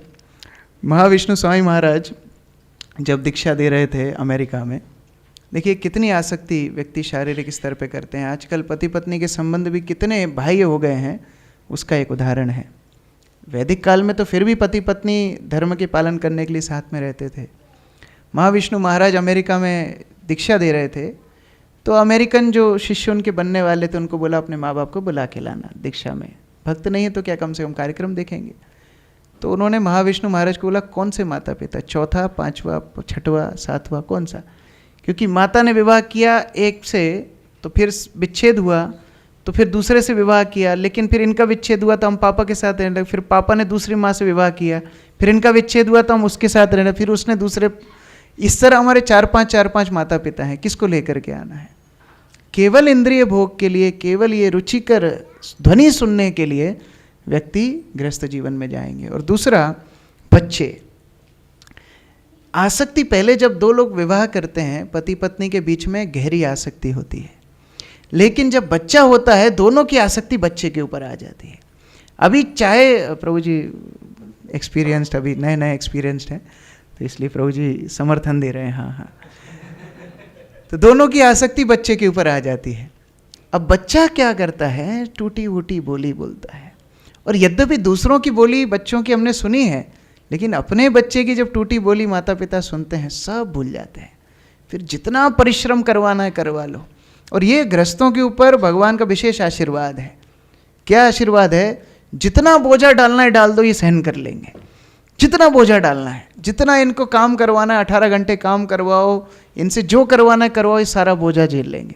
साधु बाबा इतना बोझा नहीं झेलते, अरे ये झंझट के लिए आश्रम में आए क्या हम? लेकिन गृहस्थों को ये आशीर्वाद है, बच्चों की आसक्ति। उसके बाद प्रहलाद महाराज बोलते हैं बूढ़े माता पिता की आसक्ति। जब बूढ़े माता पिता निर्भर हो जाते हैं तो व्यक्ति उनको भी नहीं छोड़ सकता, उनकी भी उसको सेवा करना है, माया उस तरफ फंसाती है। फिर विशेषता बोलते हैं पुत्री के बारे में। विशेषता, पुत्री पिता को अधिक प्रिय होती है। मैं एक स्थान में प्रचार करने के लिए गया था और एक भक्त मुझे ड्राइव कर रहे थे, तो लगभग 1 घंटा वो अपनी समस्याएं बता रहे थे पारिवारिक। तो ये भी प्रचार का एक हिस्सा है, सबकी समस्याएं सुनना चाहिए। तो 1 घंटे तक वो अपनी समस्याएं सुना रहे थे, और हम जैसे ही उनके घर के नीचे पहुँचे तो उनकी बच्ची वहाँ खेल रही थी, छोटी सी बच्ची, होगी 10, 11, 12 साल की। वो बच्ची भागते भागते आई और उनके कान में कुछ बोल करके गई, और जैसे ही बोल करके गई, प्रभु जी मेरे तरफ बोलते हैं, प्रभु जी देखो बस यही कारण है, इतनी समस्याएं झेलते हुए भी मैं घर में रह रहा हूँ। क्योंकि आसक्ति बच्ची से पिता की ज़्यादा होती है और माताओं की बेटे से ज़्यादा होती है। तो इस तरह से ये भी फंसाने वाला काम है। और उससे ज़्यादा प्रहलाद महाराज और बताते हैं, अब पता नहीं 5 साल के बच्चे को इतना एक्सपीरियंस कहाँ से आया, श्रुति ज्ञान है, सुन कर के आया। नारद मुनि तो सब जगह प्रचार करने जाते थे, उनको अनुभव है, तो उन्होंने सुनाया है। फिर बोलते हैं फर्नीचर से प्यार हो जाता है, घर के सामानों से। ये माताओं के लिए विशेष है। घर के कूड़े करकट कचरा थोक रद्दी को भी त्याग नहीं कर पाती। वो मरते समय भी, हमने अपने घर में भी देखा है, हमारे दादा दादी को भी सामान इकट्ठा करके रखते। उनको हम बोलते थे क्यों सामान इकट्ठा किया है, अभी आप उसको देख भी नहीं पाते हो, लेकिन फिर भी कचरा तक नहीं छूटता है। प्रहलाद महाराज बोलते हैं जानवरों से प्यार हो जाता है। उसके साथ साथ बोलते हैं नौकरों से प्यार हो जाता है, ये भी प्रहलाद महाराज बोलते हैं। आजकल बहू को नौकरानी जैसे रखते हैं और नौकरानी को बहू जैसे। नौकरानी कहाँ मिलेगी? गृहस्थ जीवन में ये नौकरानी मिलना बहुत बड़ा सौभाग्य है। तो प्रहलाद महाराज बोलते हैं नौकरों से भी आसक्त हो जाते हैं, और इस तरह जैसे एक रेशम का कीड़ा अपने ही कुकून में बंद हो जाता है, गृहस्थ व्यक्ति अपने पारिवारिक आसक्तियों में बंद हो जाता है। और ये मैं और मेरा की आसक्ति करते करते वो अपना पूरा जीवन व्यर्थ कर देता है। तो पहले ही कैलकुलेशन बताया, रात में सो के आधा जीवन बर्बाद, शुरू के 20 साल बाल्यकाल में बर्बाद, लास्ट के 20 साल बुढ़ापे में बर्बाद, और बीच के ये पूरे गृहस्थ जीवन का कैलकुलेशन बता दिया। ये सुन के तो बच्चे एकदम बाप रे बाप, ये तो हॉरर शो लग रहा है। तुमने बोला था अच्छा गेम खिलाएंगे, तुम तो हॉरर गेम खिला रहे हो। वास्तव में प्रहलाद महाराज नहीं बोल रहे, भगवान प्रहलाद के माध्यम से बोल रहे हैं। ये आसक्तियों का शमन केवल भगवान कर सकते हैं। परमात्मा रूप में भगवान हृदय में बैठे हुए हैं। साधु के मुख से भगवान बुलवाते हैं कब किसको क्या उपदेश देना है, ये साधु के मुख से भगवान बुलवाते हैं। तो प्रहलाद महाराज बोले अब इसलिए भक्ति करना चाहिए। तो जब भक्ति करना चाहिए, अब बच्चों के अंदर एक प्रश्न आया, क्या भगवान हमारी भक्ति को स्वीकार करेंगे? हम असुर पुत्र हैं, असुर कुल में जन्मे हैं, अभी तक हमने इतने पाप कृत्य बचपन से किए हैं, जानवरों को हमने खाया है, इतने सारे लोगों को वृथा कष्ट पहुंचाया है, क्या भगवान वास्तव में हमारी भक्ति स्वीकार करेंगे? हमने तो सुना देवताओं के भगवान होते हैं, हम असुरों के भगवान नहीं होते। तब प्रहलाद महाराज बोलते हैं नहीं, भगवान आपके हृदय में बैठे हुए हैं। सबसे निकट अगर कोई है जीव के तो वो है परमात्मा, और सबसे ज़्यादा प्रेम अगर किसी को जीव करता है तो भगवान को ही करता है। वही प्रेम इधर उधर वो जीव का प्रकाशित होता है, लेकिन वास्तविक प्रेम जीव का भगवान से है, और वही प्रेम भगवान जीव से करते हैं। तो अगर शाश्वत कोई संबंध इस भौतिक संसार में है तो वो है जीव और भगवान के बीच में भक्ति का संबंध। इसलिए चिंता मत करो, भगवान तुम्हें हमेशा स्वीकार करेंगे, तुम केवल भगवान की तरफ उन्मुख हो। हमारे गुरु महाराज ये कई बार उदाहरण देते थे। एक लड़का एक लड़की को प्रेम करता है और उस लड़की को बार बार पत्र लिखता है। खैर अभी ज़माना बदल गया, व्हाट्सएप करता होगा, इंस्टाग्राम भेजता होगा, और वो लड़की हमेशा ब्लॉक कर देती है। एक नंबर से भेजता है फिर ब्लॉक, दूसरे नंबर से भेजता है फिर block, Instagram block, Facebook block, नया क्या चालू हुआ है स्नैपचैट, वो भी ब्लॉक। तो सारी चीज़ें ब्लॉक करता जाता है। लेकिन एक दिन वो लड़की का रिप्लाई उस लड़के को आ जाता है। उस दिन उस लड़के की कितनी खुशी का दिन होगा। गुरु महाराज जी उदाहरण बताते थे, एक दिन अगर वो लड़की थोड़ा सा रिप्लाई कर दे बस, वो लड़का तो आनंद में नाचने लगेगा। उसी तरह भगवान की दशा है। परमात्मा हृदय में बैठे बैठे बार बार प्रयास करते हैं, ये जीव मुझसे प्रेम करे, आज तो प्रेम करे, आज तो करे। आज का दिन भी निकल गया, सो गया, फिर उठा, उठते से ही मोबाइल उठा लिया, फिर से ये पूरा दिन निकालेगा, फिर ये सो गया। दिन भर रात भर भगवान प्रतीक्षा करते रहते हैं। लेकिन जिस दिन जीव माला उठाता है, जिस दिन जीव भगवान का नाम लेता है, हरे कृष्णा कृष्णा कृष्णा हरे हरे, राम राम राम हरे हरे। उस दिन उसकी भगवान के आनंद की सीमा नहीं रहती।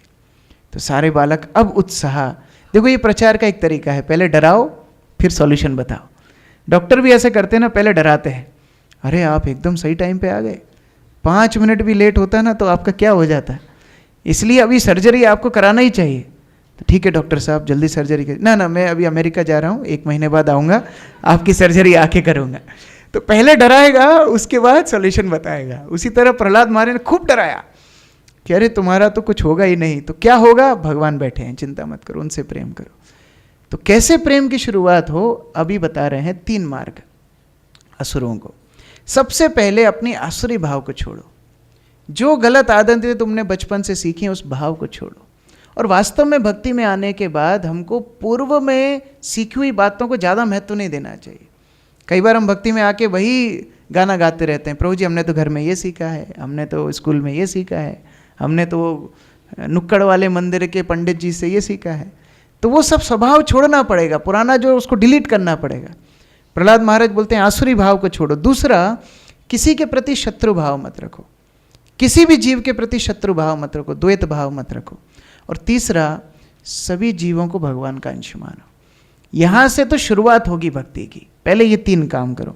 सारे असुरी बालक सब नोटबुक में नोट बना रहे थे, लेकिन उन्होंने एक लड़का खड़े होकर के प्रश्न पूछा। बोले बहुत अच्छा प्रवचन आपने दिया, इतने सारे कैलकुलेशन बताए, लेकिन ये तो हमारे करिकुलम में था ही नहीं, ये तो सिलेबस में नहीं है, कोई लाइब्रेरी में इसके ऊपर किताब नहीं है, डाउनलोड की फैसिलिटी भी यहाँ पर नहीं, आपने सीखा कहाँ से, ये सब ज्ञान आपको आया कहाँ से। तब प्रहलाद महाराज रुष्ट नहीं हुए। कोई व्यक्ति बहुत अच्छा प्रवचन दे और उसको जा कर के आप बोलो ये कहाँ से प्रिपेयर किया, वो बताएगा नहीं आपको कहाँ से प्रिपेयर किया। प्रहलाद महाराज को असुरी बालक बोल रहे हैं कहाँ से सीखे ये सब। प्रहलाद महाराज रुष्ट नहीं हुए, आनंदित हो गए, क्योंकि नारद मुनि का स्मरण प्रहलाद महाराज को हो गया। अभी गुरु के विषय में बताने का मौका मिल गया। जब भी ऐसा मौका मिले प्रभुपाद को गुणगान करने के लिए, गुरु को गुणगान करने के लिए, भक्त को बड़ा खुश हो जाना चाहिए। अभी प्रहलाद महाराज वही कहानी बताते हैं, हम लोग वैसे पहले चर्चा कर चुके हैं किस तरह से उनको ये भक्ति का ज्ञान मिला। अच्छा, कोई व्यक्ति कुछ ना बोलता हो, एकदम सुपर इंट्रोवर्ट हो, कभी उसने कोई बात नहीं की हो किसी के सामने, माइक पे वो कभी बोला नहीं हो, उसको माइक दे के ये बोलो अच्छा प्रभु जी आप भक्ति में आए कैसे। बस इसके ऊपर हर व्यक्ति 2-4 घंटे फिर उसको बंद करना पड़ता है, अभी टाइम हो गया प्रभु जी। ये किसी को भी पूछ सकते हो आप। हमको डीलैंड में अभ्यास था, हम लोग एक बार यात्रा कर रहे थे कार से, और जो माता जी ड्राइविंग कर रही थी उनको जोर से नींद आ रही थी। हमने बहुत प्रयास किया, उनके पास एक दालचीनी की गोली रहती थी, वो भी खिलाई उनको, बहुत प्रयास किया उनको उठाने का, वो उठ ही नहीं रही थी।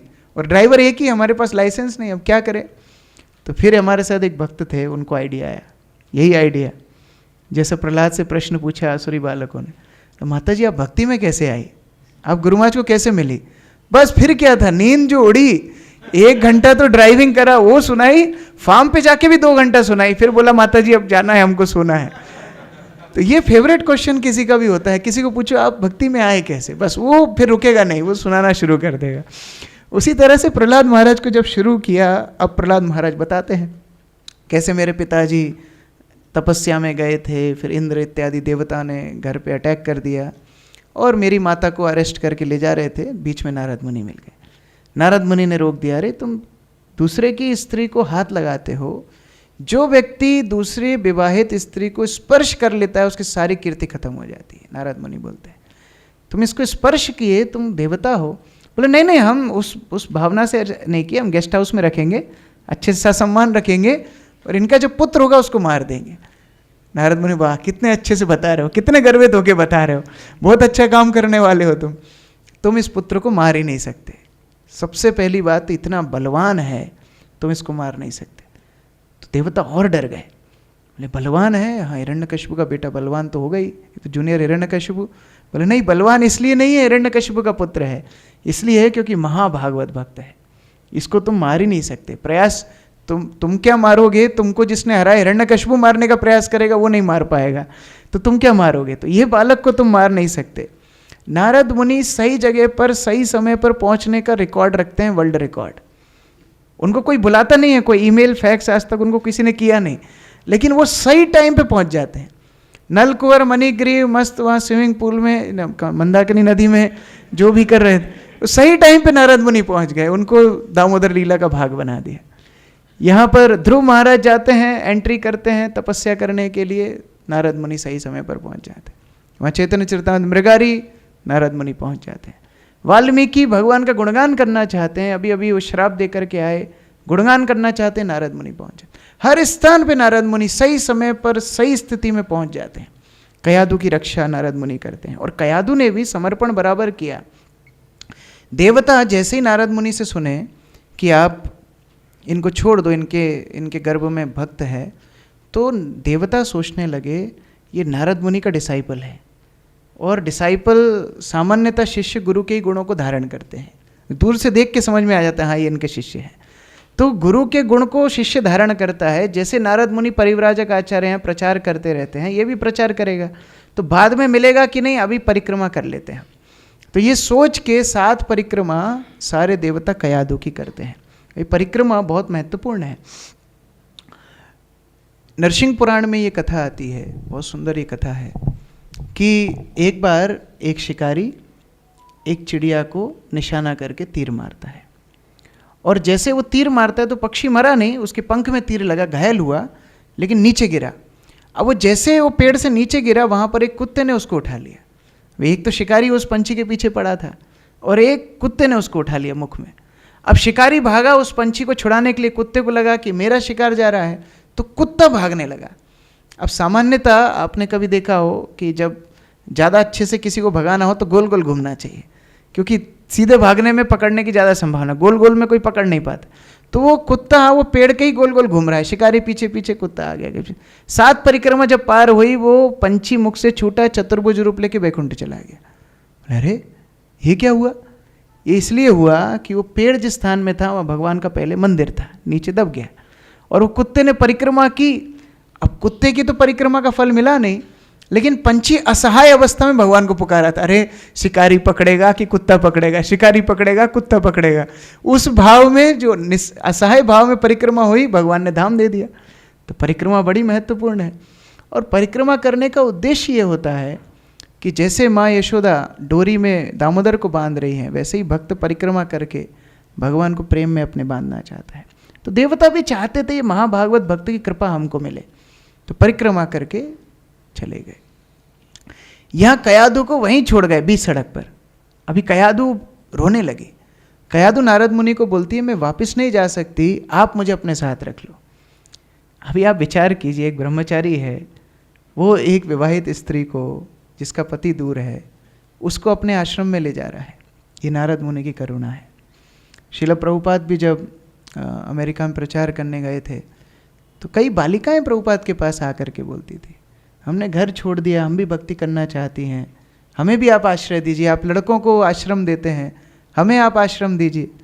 तो प्रभुपाद ने अपने गुरु भाई या अपने पूर्व के जो संस्कार आचार्य थे, उनके विरुद्ध जाके ब्रह्मचारिणी आश्रम को स्थापित किया, उनको आश्रय देने के लिए। नारद मुनि की परंपरा है कि ब्रह्मचारिणी अलग से रहेंगी, ब्रह्मचारी अलग से रहेंगे, दोनों भक्ति करेंगे, सबके लिए कृष्ण भक्ति है। तो उस तरह से नारद मुनि ने आश्रय दिया। और कई भक्त बताते हैं कि ये जो आश्रम नारद मुनि का था, ये गोवर्धन के पास नारद कुंड में था, तो वहाँ पर ही ये प्रवचन कयादु को देते थे। अब नारद मुनि तो वैसे ही सहज रूप से दयालु थे और सभी वस्तुओं से दिव्य थे, लेकिन उनकी माता जितना ज्ञान नारद मुनि से सुनी सब भूल गई। 2 कारणों से भूली, एक तो कम बुद्धि वाली, और दूसरा चिंतित, हमेशा डिस्ट्रैक्टेड, दूसरी जगह उनका ध्यान है। कम बुद्धि वाली इसलिए क्योंकि नारद मुनि जैसे महाभागवत सामने बैठे हो और कोई श्रवण ध्यान से ना करे तो वो तो मूर्ख कहलाए गई, लेस इंटेलिजेंट कहलाए गई। और दूसरा, उनका ध्यान इधर उधर भटक रहा था। किधर भटक रहा था? देवता तो नहीं आ जाएंगे, हिरण्यकशिपु तो वापस नहीं आ गया, तपस्या तो पूरी नहीं हो गई, कहीं उनकी मृत्यु तो नहीं हो गई। ये सारे विचारों में उनकी बुद्धि घूम रही थी, इसलिए श्रवण का फल नहीं उठा पाए। इसलिए जब हम श्रवण करने बैठते हैं तो केवल शरीर से नहीं बैठना चाहिए। नारद मुनि जैसा महाभागवत भी सामने बैठा हो तो भी फल नहीं मिलेगा अगर एकाग्रता से श्रवण ना करे। तो बच्चों ने पूछा, फिर आपको कैसे याद रहा? आप भी तो उसी परिस्थिति में थे। बोले नहीं, मेरे ऊपर नारद मुनि की कृपा थी, नारद मुनि की विशेष कृपा थी। वो गर्भ को देख के प्रवचन देते थे, मेरे ऊपर ही टारगेट था। मैं थोड़ा इधर उधर हिलता डुलता था, सोता था, बोलते सीधे बैठ, मैं सीधे बैठ जाता था, और गर्भ में मुझे कथा सुनाते थे, मैं ध्यान से सुनता था, और इस तरह से मुझे भगवत ज्ञान प्राप्त हुआ। तो फिर बच्चे बोलने लगे कि देखो हम तो बच्चे हैं, क्या बच्चों के लिए भक्ति संभव है? क्या थोड़ा सा बड़ा होना आवश्यक है भक्ति करने के लिए?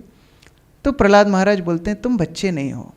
कौन बच्चा, कौन बूढ़ा, कौन जवान, तुम जीवात्मा हो। तो ज्ञान देते हैं आत्मा का। जो जीव है वो अपने आप का जब तक स्वभाव नहीं पहचानेगा तब तक उसके अनुसार कार्य नहीं करेगा। जब तक वो ये सोचेगा मैं शरीर हूँ, शारीरिक धर्म में लगा रहेगा, और जब वो ये सोचेगा कि मैं आत्मा हूँ तभी तो आध्यात्मिक कार्य में लगेगा। तो इसलिए बार बार मैं शरीर नहीं मैं आत्मा, मैं शरीर नहीं मैं आत्मा, मैं शरीर नहीं आत्मा, ये याद हर भक्त को करना चाहिए। प्रभुपाद के प्रवचनों में बार बार प्रभुपाद ये क्यों बोलते थे? जिससे हमको ये स्मरण रहे कि हम गलत काम कर रहे हैं।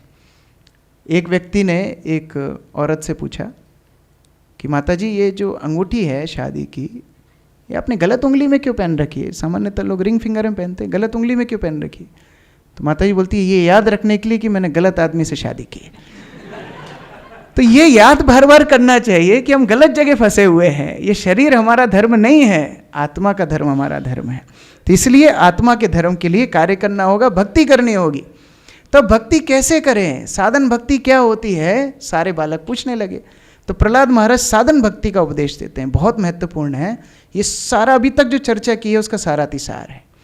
प्रहलाद महाराज बता रहे हैं क्या करना चाहिए, किस प्रकार भक्ति आपको प्राप्त होगी। ये करना, सर्वप्रथम गुरु का आश्रय लेना है। आदौ गुरु पादाश्रया, गुरु का आश्रय लेना है।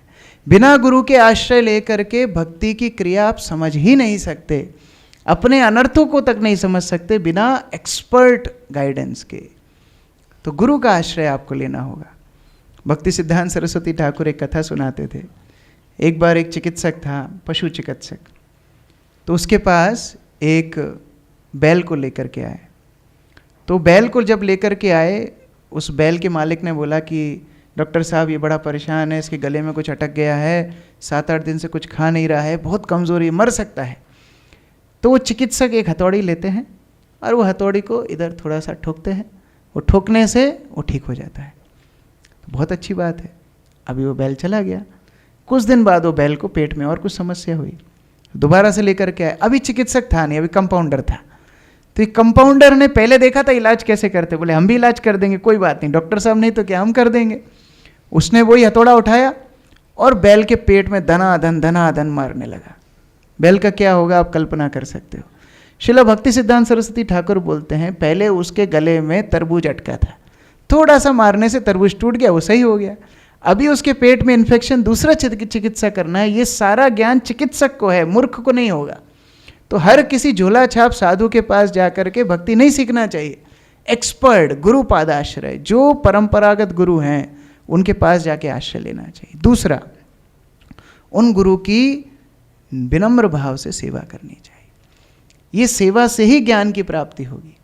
जब तक गुरु की सेवा कोई शिष्य नहीं करेगा वो ज्ञान को प्राप्त नहीं कर पाएगा। This is not theoretical knowledge, ये कोई एजुकेशनल इंस्टीट्यूशन नहीं है।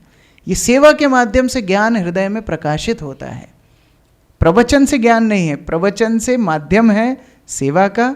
हम सेवा जब करेंगे हृदय में ज्ञान प्रकाशित होगा, लेकिन ये सेवा भाव का ही तो अभाव है, इसलिए आध्यात्मिक ज्ञान हमारे हृदय में प्रकाशित नहीं हो पाता है। एक और गुरुजी थे, उनके 2 चेले थे, दोनों महाआलसी। गुरुजी खटिया पर बैठे पूजा करने के लिए, शालिग्राम जमाई, सब कुछ जमाया, सारी वेदी सब जमा ली। पूजा करने वाले तुमको याद आया तुलसी नहीं है। तो एक शिष्य को बोला क्यों, तुलसी जानते हो ना, तुलसी तोड़ करके लाओ। बोले गुरुजी मैं तो तुलसी देखा ही नहीं आज तक, तुलसी कैसी होती है मैं जानते ही नहीं हूँ, मेरे को ज्ञान ही नहीं है, अभी कुछ गलत तोड़ के ले आऊँ आपकी पूजा में गड़बड़ हो जाए तो ये दूसरा शिष्य सुन रहा था, बोले अरे बाप रे मर गया, मुझे जाना पड़ेगा तुलसी तोड़ने। ये भी आलसी था। तो ये खुद से बोला अरे मूर्ख तुझे तुलसी नहीं मालूम, तुलसी क्या होती है? वो केले के पत्ते जैसी बड़ी बड़ी वो तो तुलसी होती है ना। गुरुजी बोले तुम दोनों को तुलसी नहीं मालूम? बोले नहीं। बोले मुझे ही जाना पड़ेगा। हाँ। तो बोले देखो अब तो मैं आसन लगा के बैठ गया, अब तो मैं उठूंगा नहीं, अब खटिया उठा करके लेके जाओ। अभी दोनों तरफ से खटिया उठा के लेके जाओ, मैं खुद की तुलसी खुद तोड़ूंगा। तो बेचारे शिष्य अब क्या करे, बेचारे खटिया उठा के दो ही तरफ से उठा के लेकर के गए। गुरुजी ने तुलसी तोड़ी। पूछा क्यों, आप तुलसी याद रहेगी? बोले एक जन्म नहीं, अभी 100 जन्म तुलसी याद रहेगी। तो ऐसे आलसी शिष्य को कभी ज्ञान नहीं मिलेगा। गुरु की सेवा करने के लिए भी उत्सुक होना चाहिए। इस तरह से गुरु की सेवा की जाए। प्रभुपाद बोलते थे कि इस्कॉन मंदिरों में सेवा भक्तों को करनी चाहिए, क्योंकि ये सेवा के माध्यम से ही हमारा हृदय का शुद्धिकरण होगा। कार्य कई एम्प्लॉयज़ को हायर करके कराए जा सकते हैं, लेकिन जब भक्त स्वयं वो सेवाओं को करते हैं उसको प्रेममयी सेवा बोला जाता है। नहीं तो वो केवल कार्य हो गया, कार्य सिद्ध हो गया। लेकिन जब भक्त मिलकर के सेवा करते हैं तब गुरु की कृपा प्राप्त करते हैं। इसलिए वैष्णवाचार्य गा रहे हैं, कृष्ण से तुम्हार कृष्ण दीते पार, तुम्हार शक्ति आचे। आमी तो कंगाल कृष्णा कृष्णा बोली, धाई तव पाछे पाछे। ये गुरु की कृपा की आकांक्षा करने के लिए ही तो सेवा करता है शिष्य। सारा जीवन वो कंगाल के भांति गुरु को भिक्षा करता है, आप ही मुझे कृष्ण दे सकते हो। और इसीलिए कृष्ण के पीछे पीछे भागने की आवश्यकता नहीं, गुरु के पीछे भागने की आवश्यकता है। हम कुछ सालों पहले न्यू वृंदावन गए थे। तो न्यू वृंदावन वेस्ट वर्जीनिया में, अमेरिका में है। वहाँ पर प्रभुपाद के एक शिष्य हैं बरसाना महाराज। उन्होंने जब इस्कॉन ज्वाइन किया, 8 वर्ष तक एक भी क्लास सुनी नहीं। 8 साल तक एक भी भागवत क्लास में बैठे नहीं। प्रभुपाद की पुस्तकें उस समय पर ऐसे छपती थी, एक एक चैप्टर छप के आते थे और एक ही आता था, वो पूरी कम्युनिटी को उससे ही पढ़ना रहता था। तो पुस्तक भी नहीं पढ़ी, प्रवचन भी नहीं सुना, और 8 साल क्या करते थे, गड्ढे खोदते थे। प्रभुपाद की इच्छा थी वृंदावन जैसे 7 मंदिर न्यू वृंदावन में बने, और उसकी तैयारी करने के लिए भक्त लोग अपने हाथ से कुंड बनाए हैं। वहाँ पर जो एक बहुत बड़ा सरोवर है वो भक्तों ने हाथ से खोदा है। तो ये अपने हाथ से उसको गड्ढे को रोज़ खोदते थे 8 साल तक। 8 साल बाद किसी को दिमाग में आया, अरे इसको भी तो क्लास देने का मौका देना चाहिए, 8 साल से गड्ढा खोद रहा है। 8 साल बाद उनकी भागवतम क्लास रखी गई। भक्तों ने सोचा ये तो आज तक क्लास सुना ही नहीं, बोलेगा क्या, परपट पढ़ के छोड़ देगा ज़्यादा से ज़्यादा। वो जो क्लास उन्होंने दी, भक्त लोग दंग रह गए, अरे ये कहाँ से सीखा ये सब? मैं तो कुछ सुना नहीं, मैंने कुछ पढ़ा नहीं, मैं गड्ढा खोदता था, जो मेरे चिंतन में आता था वो मैंने प्रवचन में बोल दिया। दिव्य ज्ञान हृदय प्रकाशित, ये सेवा ही मार्ग है। वहाँ पर उन्होंने एक छोटा गोवर्धन पर्वत बनाया हुआ है। ये कमरे से लगभग 1/3 होगा, ज़्यादा बड़ा नहीं है। अगर आप अपने आप से उसकी परिक्रमा करोगे तो 1.5-2 मिनट में आप परिक्रमा पूरी कर सकते हो। इतना सा गोवर्धन पर्वत का एक रेप्लिका बनाया है। बरसाना महाराज ने हम लोगों को 1 से 1.5 घंटा उसकी परिक्रमा करवाई, केवल एक चक्कर। और एक एक कोने में वो बता रहे थे, ये कुसुम सरोवर है, यहाँ कृष्ण इतने बजे आते हैं, यहाँ राधा रानी पुष्प चुनती है, ये मानसी गंगा है, ये गोवर्धन की दान घाटी है, यहाँ पर भगवान ने पर्वत उठाए जतिपुरा है, यहाँ पर माधवेंद्रपुरी की बैठक है। एक एक स्थान उन्होंने 1.5 घंटे में हमको दिखाया। तो गौर गोपाल प्रभु साथ में थे, वो हमको बोलते हैं कि देखो ये सेवा ही पासवर्ड है। ये वृंदावन गए नहीं, इन्होंने ये सब दर्शन किया नहीं, प्रभुपाद की सेवा करते करते वृंदावन धाम इनके हृदय में प्रकाशित हो गया। प्रहलाद महाराज बोलते हैं गुरु की सेवा करना है, रगड़ रगड़ के गुरु की सेवा करना है, तब कृष्ण प्रेम जागृत होगा। बिना भक्त कृपा के ये कृष्ण भक्ति प्राप्त होना असंभव है। तो इस प्रकार से बताते हैं। तीसरा बताते हैं, गुरु की सेवा करते करते शिष्य को इतना आसक्त हो जाना चाहिए कि अपना सर्वस्व गुरु को अर्पित करना चाहिए। अब इसमें कई ग्रस्त डर जाएंगे कि क्या पूरा बैंक बैलेंस मांग रहे हो, क्या कर रहे हो। सर्वस्व का मन है, मतलब है BMW, बॉडी माइंड वर्ड्स। अपना शरीर, मन और वाक्य, ये 3 चीज़ें गुरु की सेवा में कम से कम अर्पित करना चाहिए। चौथा है, अभी केवल गुरु नहीं, संगति भक्तों की करना है जो आपको भक्ति में प्रेरणा दे। ये भी प्रहलाद महाराज आसुरी बालक गणों को बताते हैं, क्योंकि सकारात्मक संगति में ही भक्ति करने की वृद्धि होगी। नहीं तो हम भक्ति में 100 साल भी रह लेंगे तो भी प्रगति नहीं करेंगे। तिलक रोज लगाएंगे, धोती कुर्ता रोज पहनेंगे, प्रसाद रोज खाएंगे, लेकिन प्रगति नहीं होगी, क्योंकि सकारात्मक भक्त संग नहीं मिल रहा है। तो सकारात्मक भक्त संग जरूरी है। पिछले जन्म में ध्रुव महाराज एक सन्यासी थे, विरक्त थे, लेकिन मित्रता की थी एक राजपुत्र से। और वो राजपुत्र से मित्रता करने के चक्कर में वो देखते थे, अरे इसके पास तो इतना बड़ा रथ है, इसके पास तो इतनी सारी सुविधाएं हैं, और वो देख करके आकृष्ट हो गए। तो अगले जन्म में वही वासना आ गई राज प्राप्त करने के लिए। तो ये संगति बड़ी आवश्यक है। अगला बताते हैं, साधु गुरु शास्त्र के अनुसार भक्ति करना, अपने मनमाने ढंग से मत करना, और श्रवण और कीर्तन में अपना मन लगाना। श्रवण कीर्तन में पक्के होते जाओ तो विग्रहों की पूजा भी करना, क्योंकि भगवत धाम में विग्रह सेवा नहीं है। भगवत धाम में हो सकता है आप एक माला बनाओ और वो माला आपको कितने 10-20 लिंक के बाद कृष्ण तक पहुंचानी पड़ेगी, लेकिन यहाँ पर अपने हाथों से आप ठाकुर जी का श्रृंगार कर सकते हो, यहाँ पर अपने हाथों से भोग लगा सकते हो, वहाँ केवल राधा रानी को अधिकार है। यहाँ पर अपने हाथों से रसोई कर सकते हो, वहाँ केवल राधा रानी को अधिकार है, बाकी सब असिस्टेंट है। लेकिन यहाँ पर विग्रह हमारे लिए इतने करुणावान है, हम उनको स्पर्श कर सकते हैं, उनको नहला सकते हैं, उनको वस्त्र पहना सकते हैं, अलंकार पहना सकते हैं, उनकी हर तरह से सेवा कर सकते हैं। तो विग्रह पूजा के लिए बताते हैं। और उसके बाद बोलते हैं एकांत में बैठ करके ये ध्यान करना कि कृष्ण तुमसे कितना प्रेम करते हैं। ये हर भक्त को इसका अभ्यास भी होना चाहिए। एकांत में बैठ करके कभी विचार करें कि अगर मैं बहुत कष्ट में होऊंगा, मैं बहुत दुख में होऊंगा, तो मैं कृष्ण की कौन सी लीला, गुरु की कौन सी लीला को स्मरण करूंगा। ये प्रैक्टिस होना चाहिए। क्यों होना चाहिए? क्योंकि अंतिम समय में यही लक्ष्य होगा।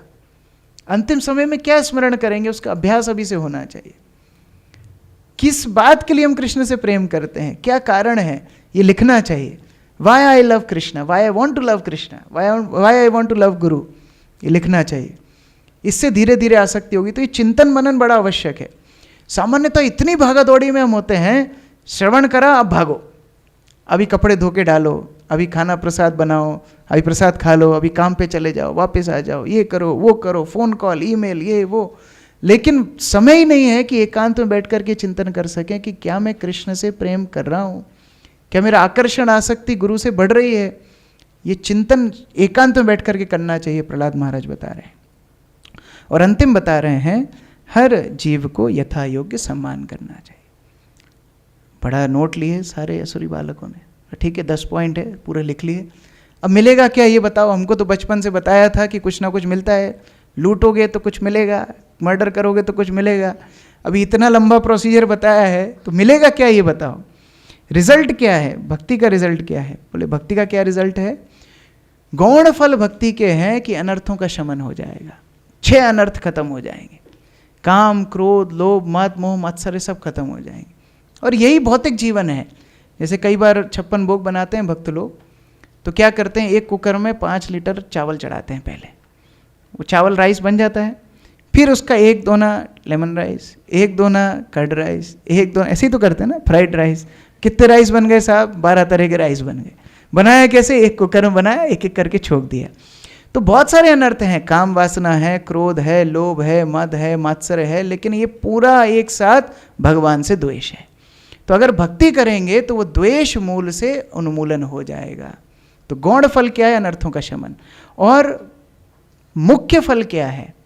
मुख्य फल है भगवान के प्रति रति जागृत हो जाएगी। रति मतलब आसक्ति, भगवान के चरणों में आसक्ति। अभी हमारी रति भगवान से है नहीं, इसलिए हम दर्शन करते हैं। कितनी देर दर्शन करते हैं? 3 मिनट का गोविंदम आदि पुरुषम 5 ऑल्टर निपटा देते हैं। और फिर जिसकी गुरु पूजा होती है वो तो 2 मिनट में ही रेडी हो जाता है करताल पकड़ के कि मेरे को गाना है, तो ज़्यादा देर नहीं लगना चाहिए, कोई और माइक नहीं पकड़ ले। तो इतनी हमारी आसक्ति नहीं भगवान से दर्शन करने की। मैं जब सर्वप्रथम हिज होलीनेस जयपताका का स्वामी महाराज को देखा था, विस्मित रह गया था। प्रभुपाद का दर्शन 25 मिनट किया उन्होंने, प्रभुपाद के विग्रह का दर्शन 25 मिनट किया। तो कितनी आसक्ति होगी गुरु से, कृष्ण से। तो ये रति जागृत हो जाएगी। रति के फल क्या है, रति के लक्षण क्या हैं?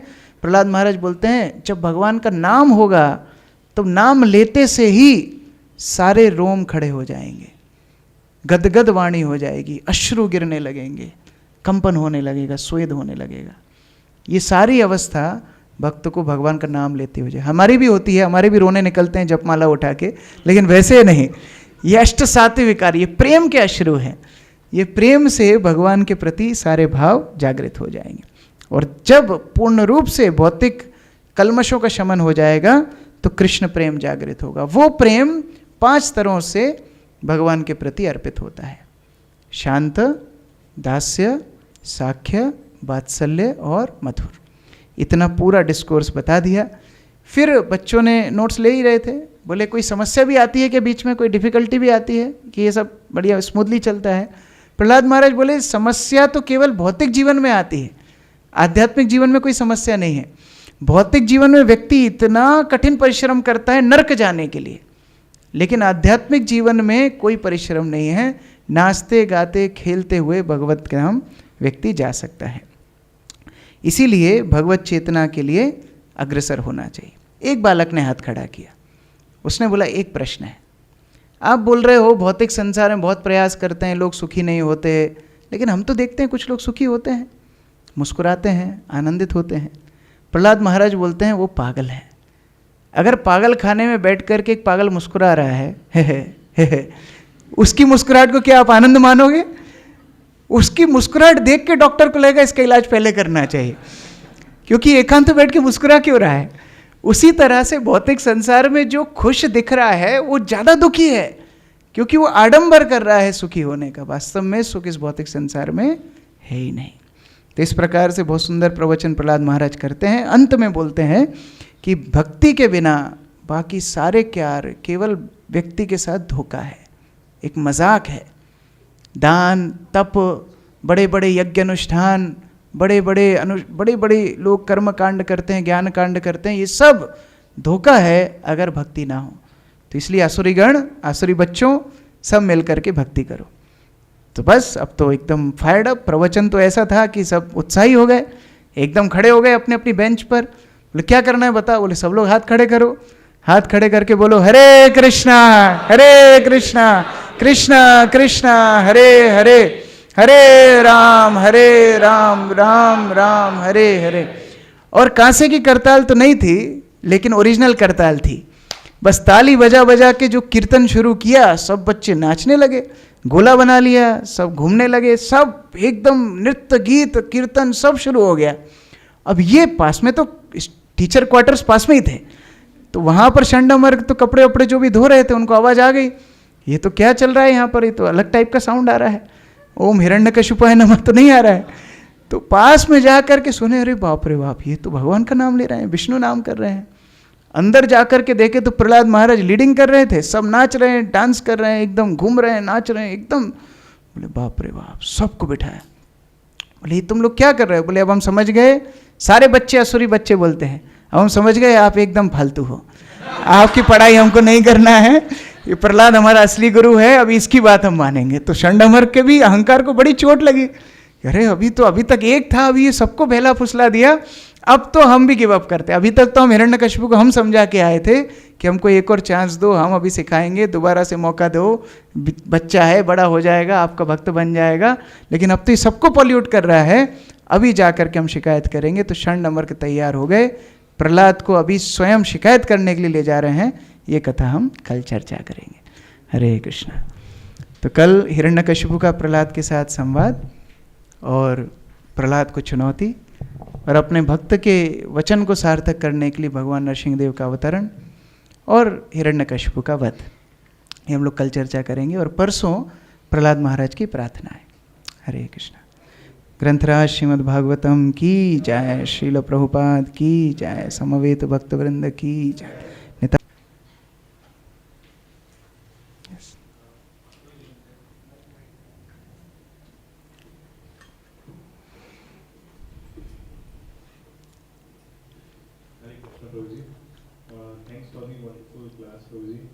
एक्चुअली आपने अभी जैसे बताया, प्रहलाद महाराज ने जैसे बताया कि बॉडी, माइंड एंड वर्ड्स हमको टोटली भगवान को डेडिकेट कर देना चाहिए, but it is sometimes not possible for us कि हम 24 घंटे भगवान के लिए ये पॉसिबिलिटी बना सके, क्योंकि हमको काम भी करना है, गृहस्थी भी चलानी है।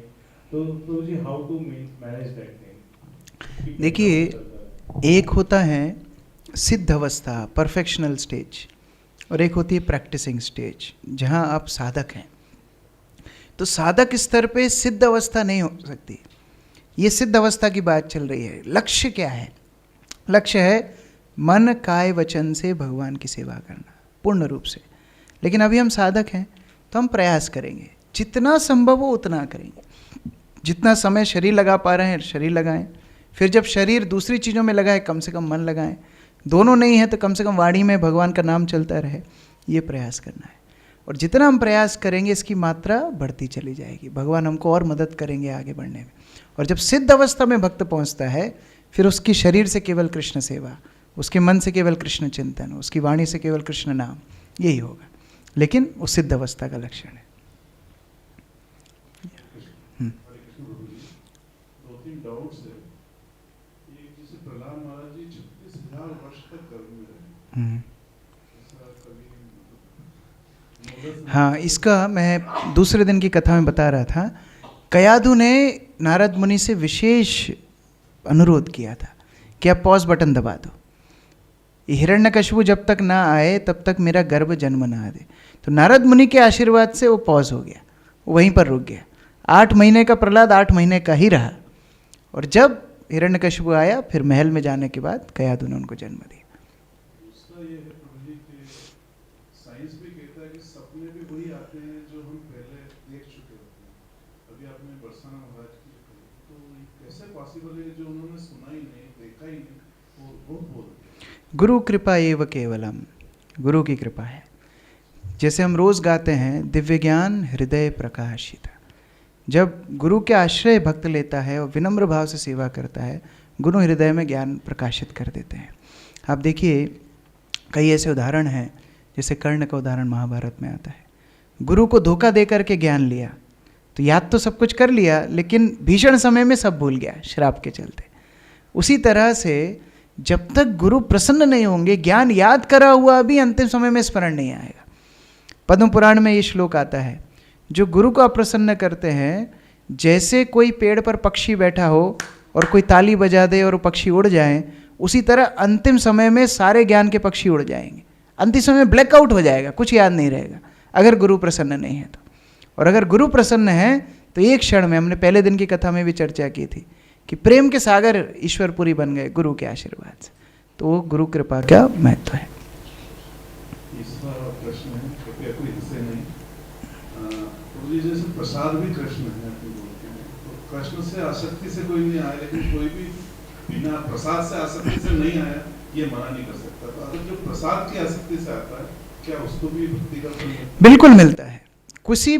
किसी भी रूप में कृष्ण से आसक्ति हो, अगर प्रसाद से हो, नाम से हो, विग्रह से हो, भगवान के अर्पित पुष्प से हो, किसी भी वस्तु से हो, तो भक्ति की शुरुआत हो सकती है। लेकिन वहाँ अटक के नहीं रहना चाहिए। फिर प्रसाद को प्रसाद रूप में भी देखना चाहिए। प्रसाद में करेला भी होता है, प्रसाद में बहुत ऐसी वस्तुएं भी होती हैं जो आपकी जिह्वा को स्वाद ना दे, फिर उसको भी प्रसाद रूप से ग्रहण करना है, तब फिर कृष्ण उसको कृपा करेंगे।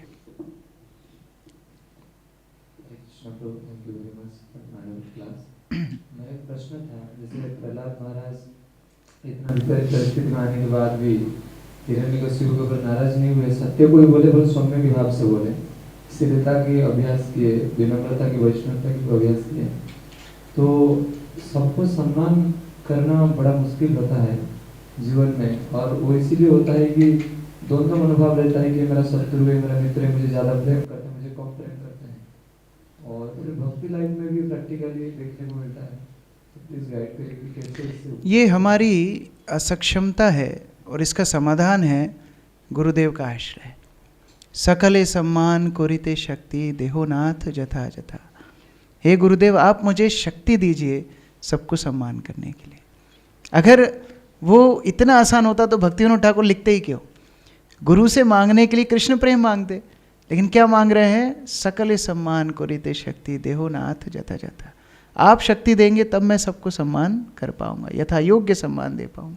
तो गुरु के पास प्रार्थना करना चाहिए। और एक और बात हमको स्मरण रखना चाहिए, मान लीजिए किसी व्यक्ति के प्रति हमारा सम्मान भाव नहीं है, किसी व्यक्ति के प्रति हमारा द्वेष भाव है, तो फिर से हमें से भौतिक संसार में आना पड़ेगा। क्या उसके लिए हम तैयार हैं? तो सम्मान दे के यहाँ से छुटकारा पाना है, ये हमारे लिए महत्वपूर्ण है, क्योंकि उससे समय बड़ा बचता है।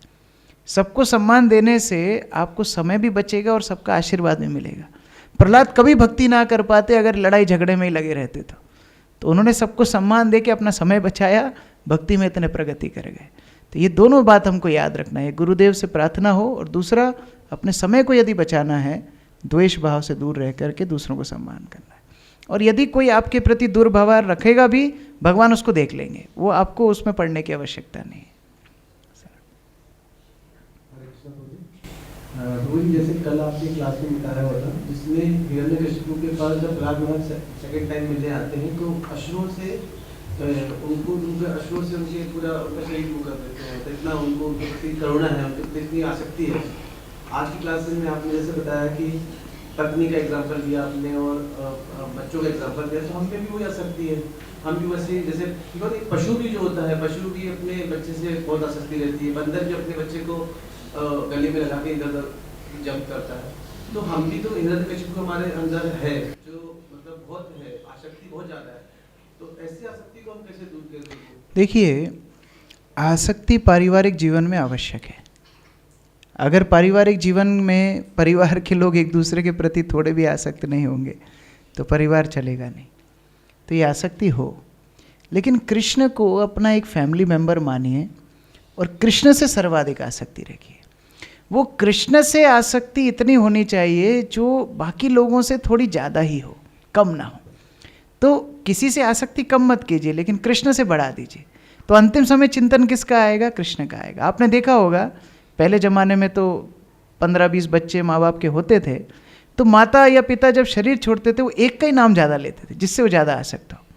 तो प्रभुपाद अपने प्रवचन में बोलते हैं कृष्ण को अपना पुत्र बना लीजिए, वो कभी मरेगा नहीं, वो शाश्वत पुत्र है।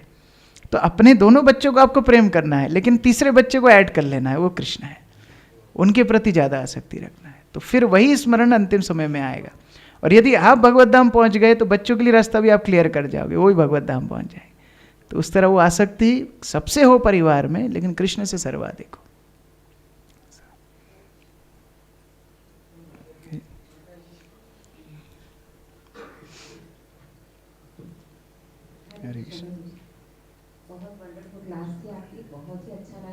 ये तो प्रहलाद महाराज की क्लास थी असुरी बालक गणों के लिए।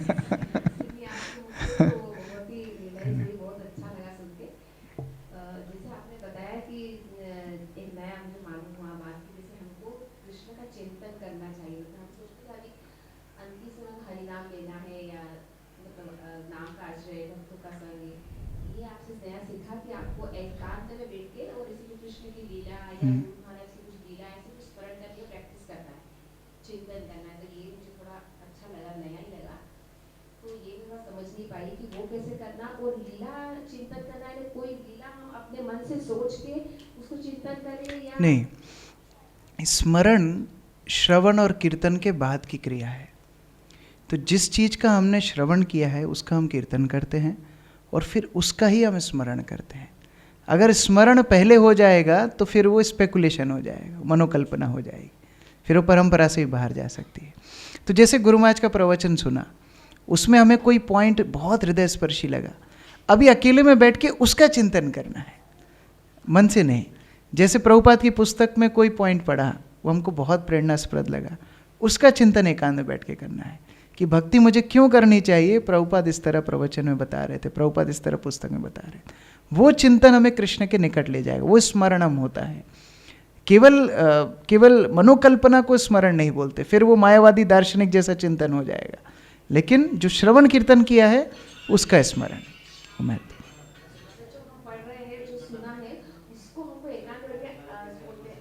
मनन करना है, मनन करना है, उसकी प्रैक्टिस और वही होगा। जब शरीर स्थिर हो जाएगा तो मानस पूजा ही काम में आएगी। तो उसका अभ्यास नहीं होगा तो अंतिम समय में कुछ भी याद नहीं रहेगा। फिर भी भगवान स्वीकार करेंगे, लेकिन यदि वास्तव में प्रेम जागृत करना है तो वो श्रवण के बाद, कीर्तन के बाद स्मरण भी हो। प्रहलाद स्मरण के ही उदाहरण है।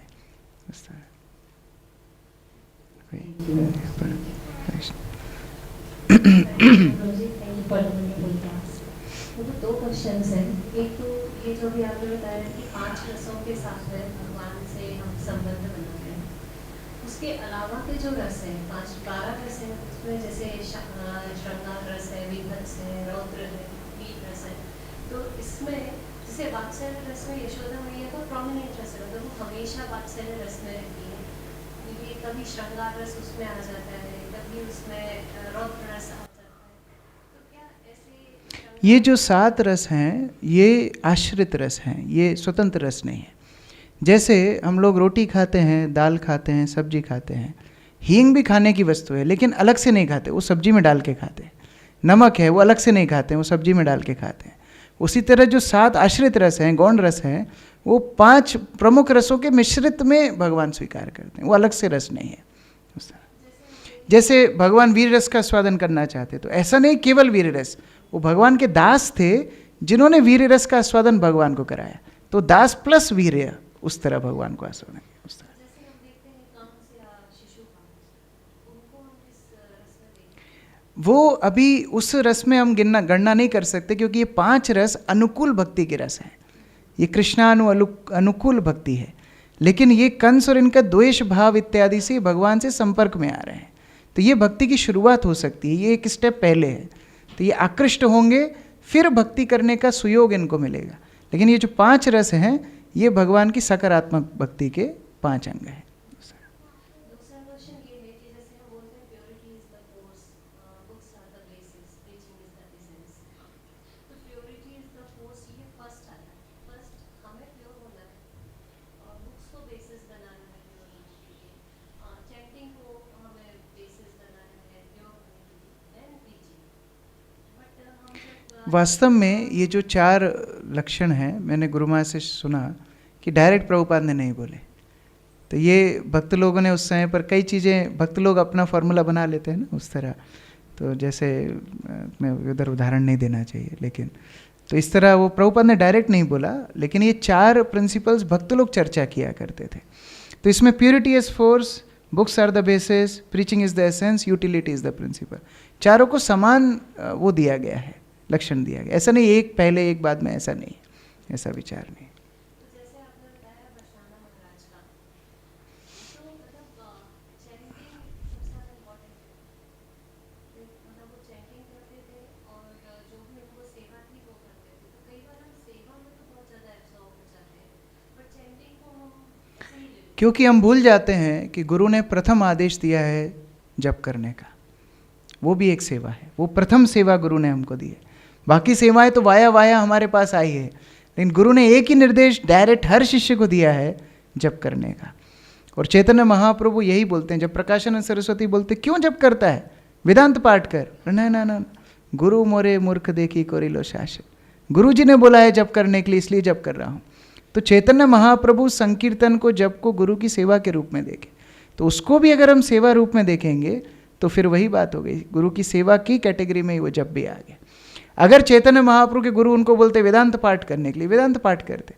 वो प्रकाशानंद सरस्वती को बहुत बड़ी फिलॉसफी नहीं बताया, बोले मेरे गुरु ने बोला है वेदांत पाठ का तुम्हारा अधिकार नहीं है, तुम हरि नाम करो, इसलिए मैं हरि नाम करता हूँ। कितना सरल भक्ति को बता रहे हैं। थोड़ा और पूछ सकते हैं? Yes. तो जैसे हम मोड ऑफ पैशन में है, इग्नोरेंस में, इसलिए हमको चीज़ें ग्रॉस लेवल पे समझ आती है। जैसे आपने बोला सैलरी मिलती है तो हमें समझ में आता है, तो ग्रॉस लेवल पर यदि मान लीजिए हमने कोई सेवा की, गार्लिक पिकिंग सेवा की, गार्लिक्स बनी, हमने देखी, हमें समझ में आता है, इसलिए हमारा उसमें मन लगता है। बर्तन हमने धोए, वो धुल के साफ दिख रहे हैं, एक काम हुआ दिख रहा है, तो हमें वो समझ में आता है। लेकिन चैंटिंग में हमें दिख नहीं रहा, शक्ल लेते तो हो रहे जो भी वर्क हो रहा है, तो हमें दिख नहीं रहा, इसलिए उसमें हमारा मन नहीं लगता। फिर क्या करें? कम से कम गुरु आज्ञा मान करके करना चाहिए। प्रभुपाद बोलते थे imitation of good is also good. अगर मन नहीं लग रहा है फिर भी करना चाहिए, क्योंकि वो अभी दवाई है। अभी जप हमारे लिए दवाई है। अभी हम जॉन्डिस के मरीज है, कड़वी लग रही है, लेकिन दवाई है। दवाई से ये अमृत कब बनेगा, जब धीरे धीरे बीमारी कम होने लगी। तो कम से कम छोड़ना नहीं है, उसको करते रहेंगे, धीरे धीरे धीरे उसमें स्वादन आने लगेगा। यहाँ पर प्रश्न था।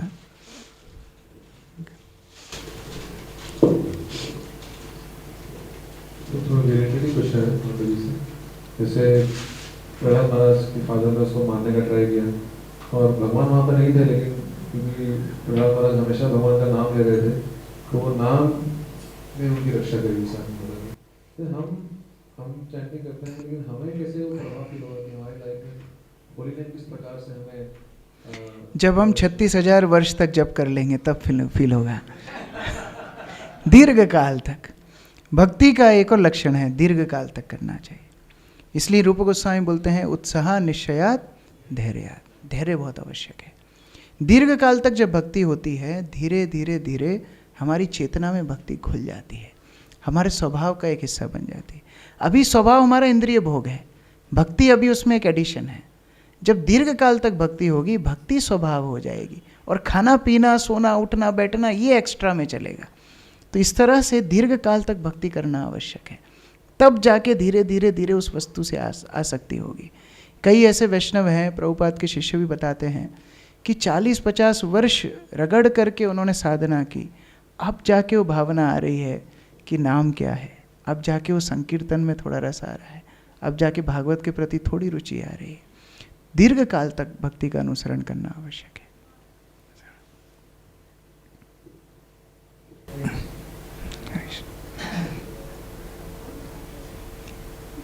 अभी सुखदेव गोस्वामी को मुख से परिचय महाराज ने भागवत सुना था, तो उनका पानी का प्यास भूख का प्यास कैसे मिट गया, तो आपको बड़ा कुछ नहीं है, आपको देख कर लग रहा है, ये लग रहा है सुखदेव गोस्वामी के मुख से हम लोग सुन रहे हैं।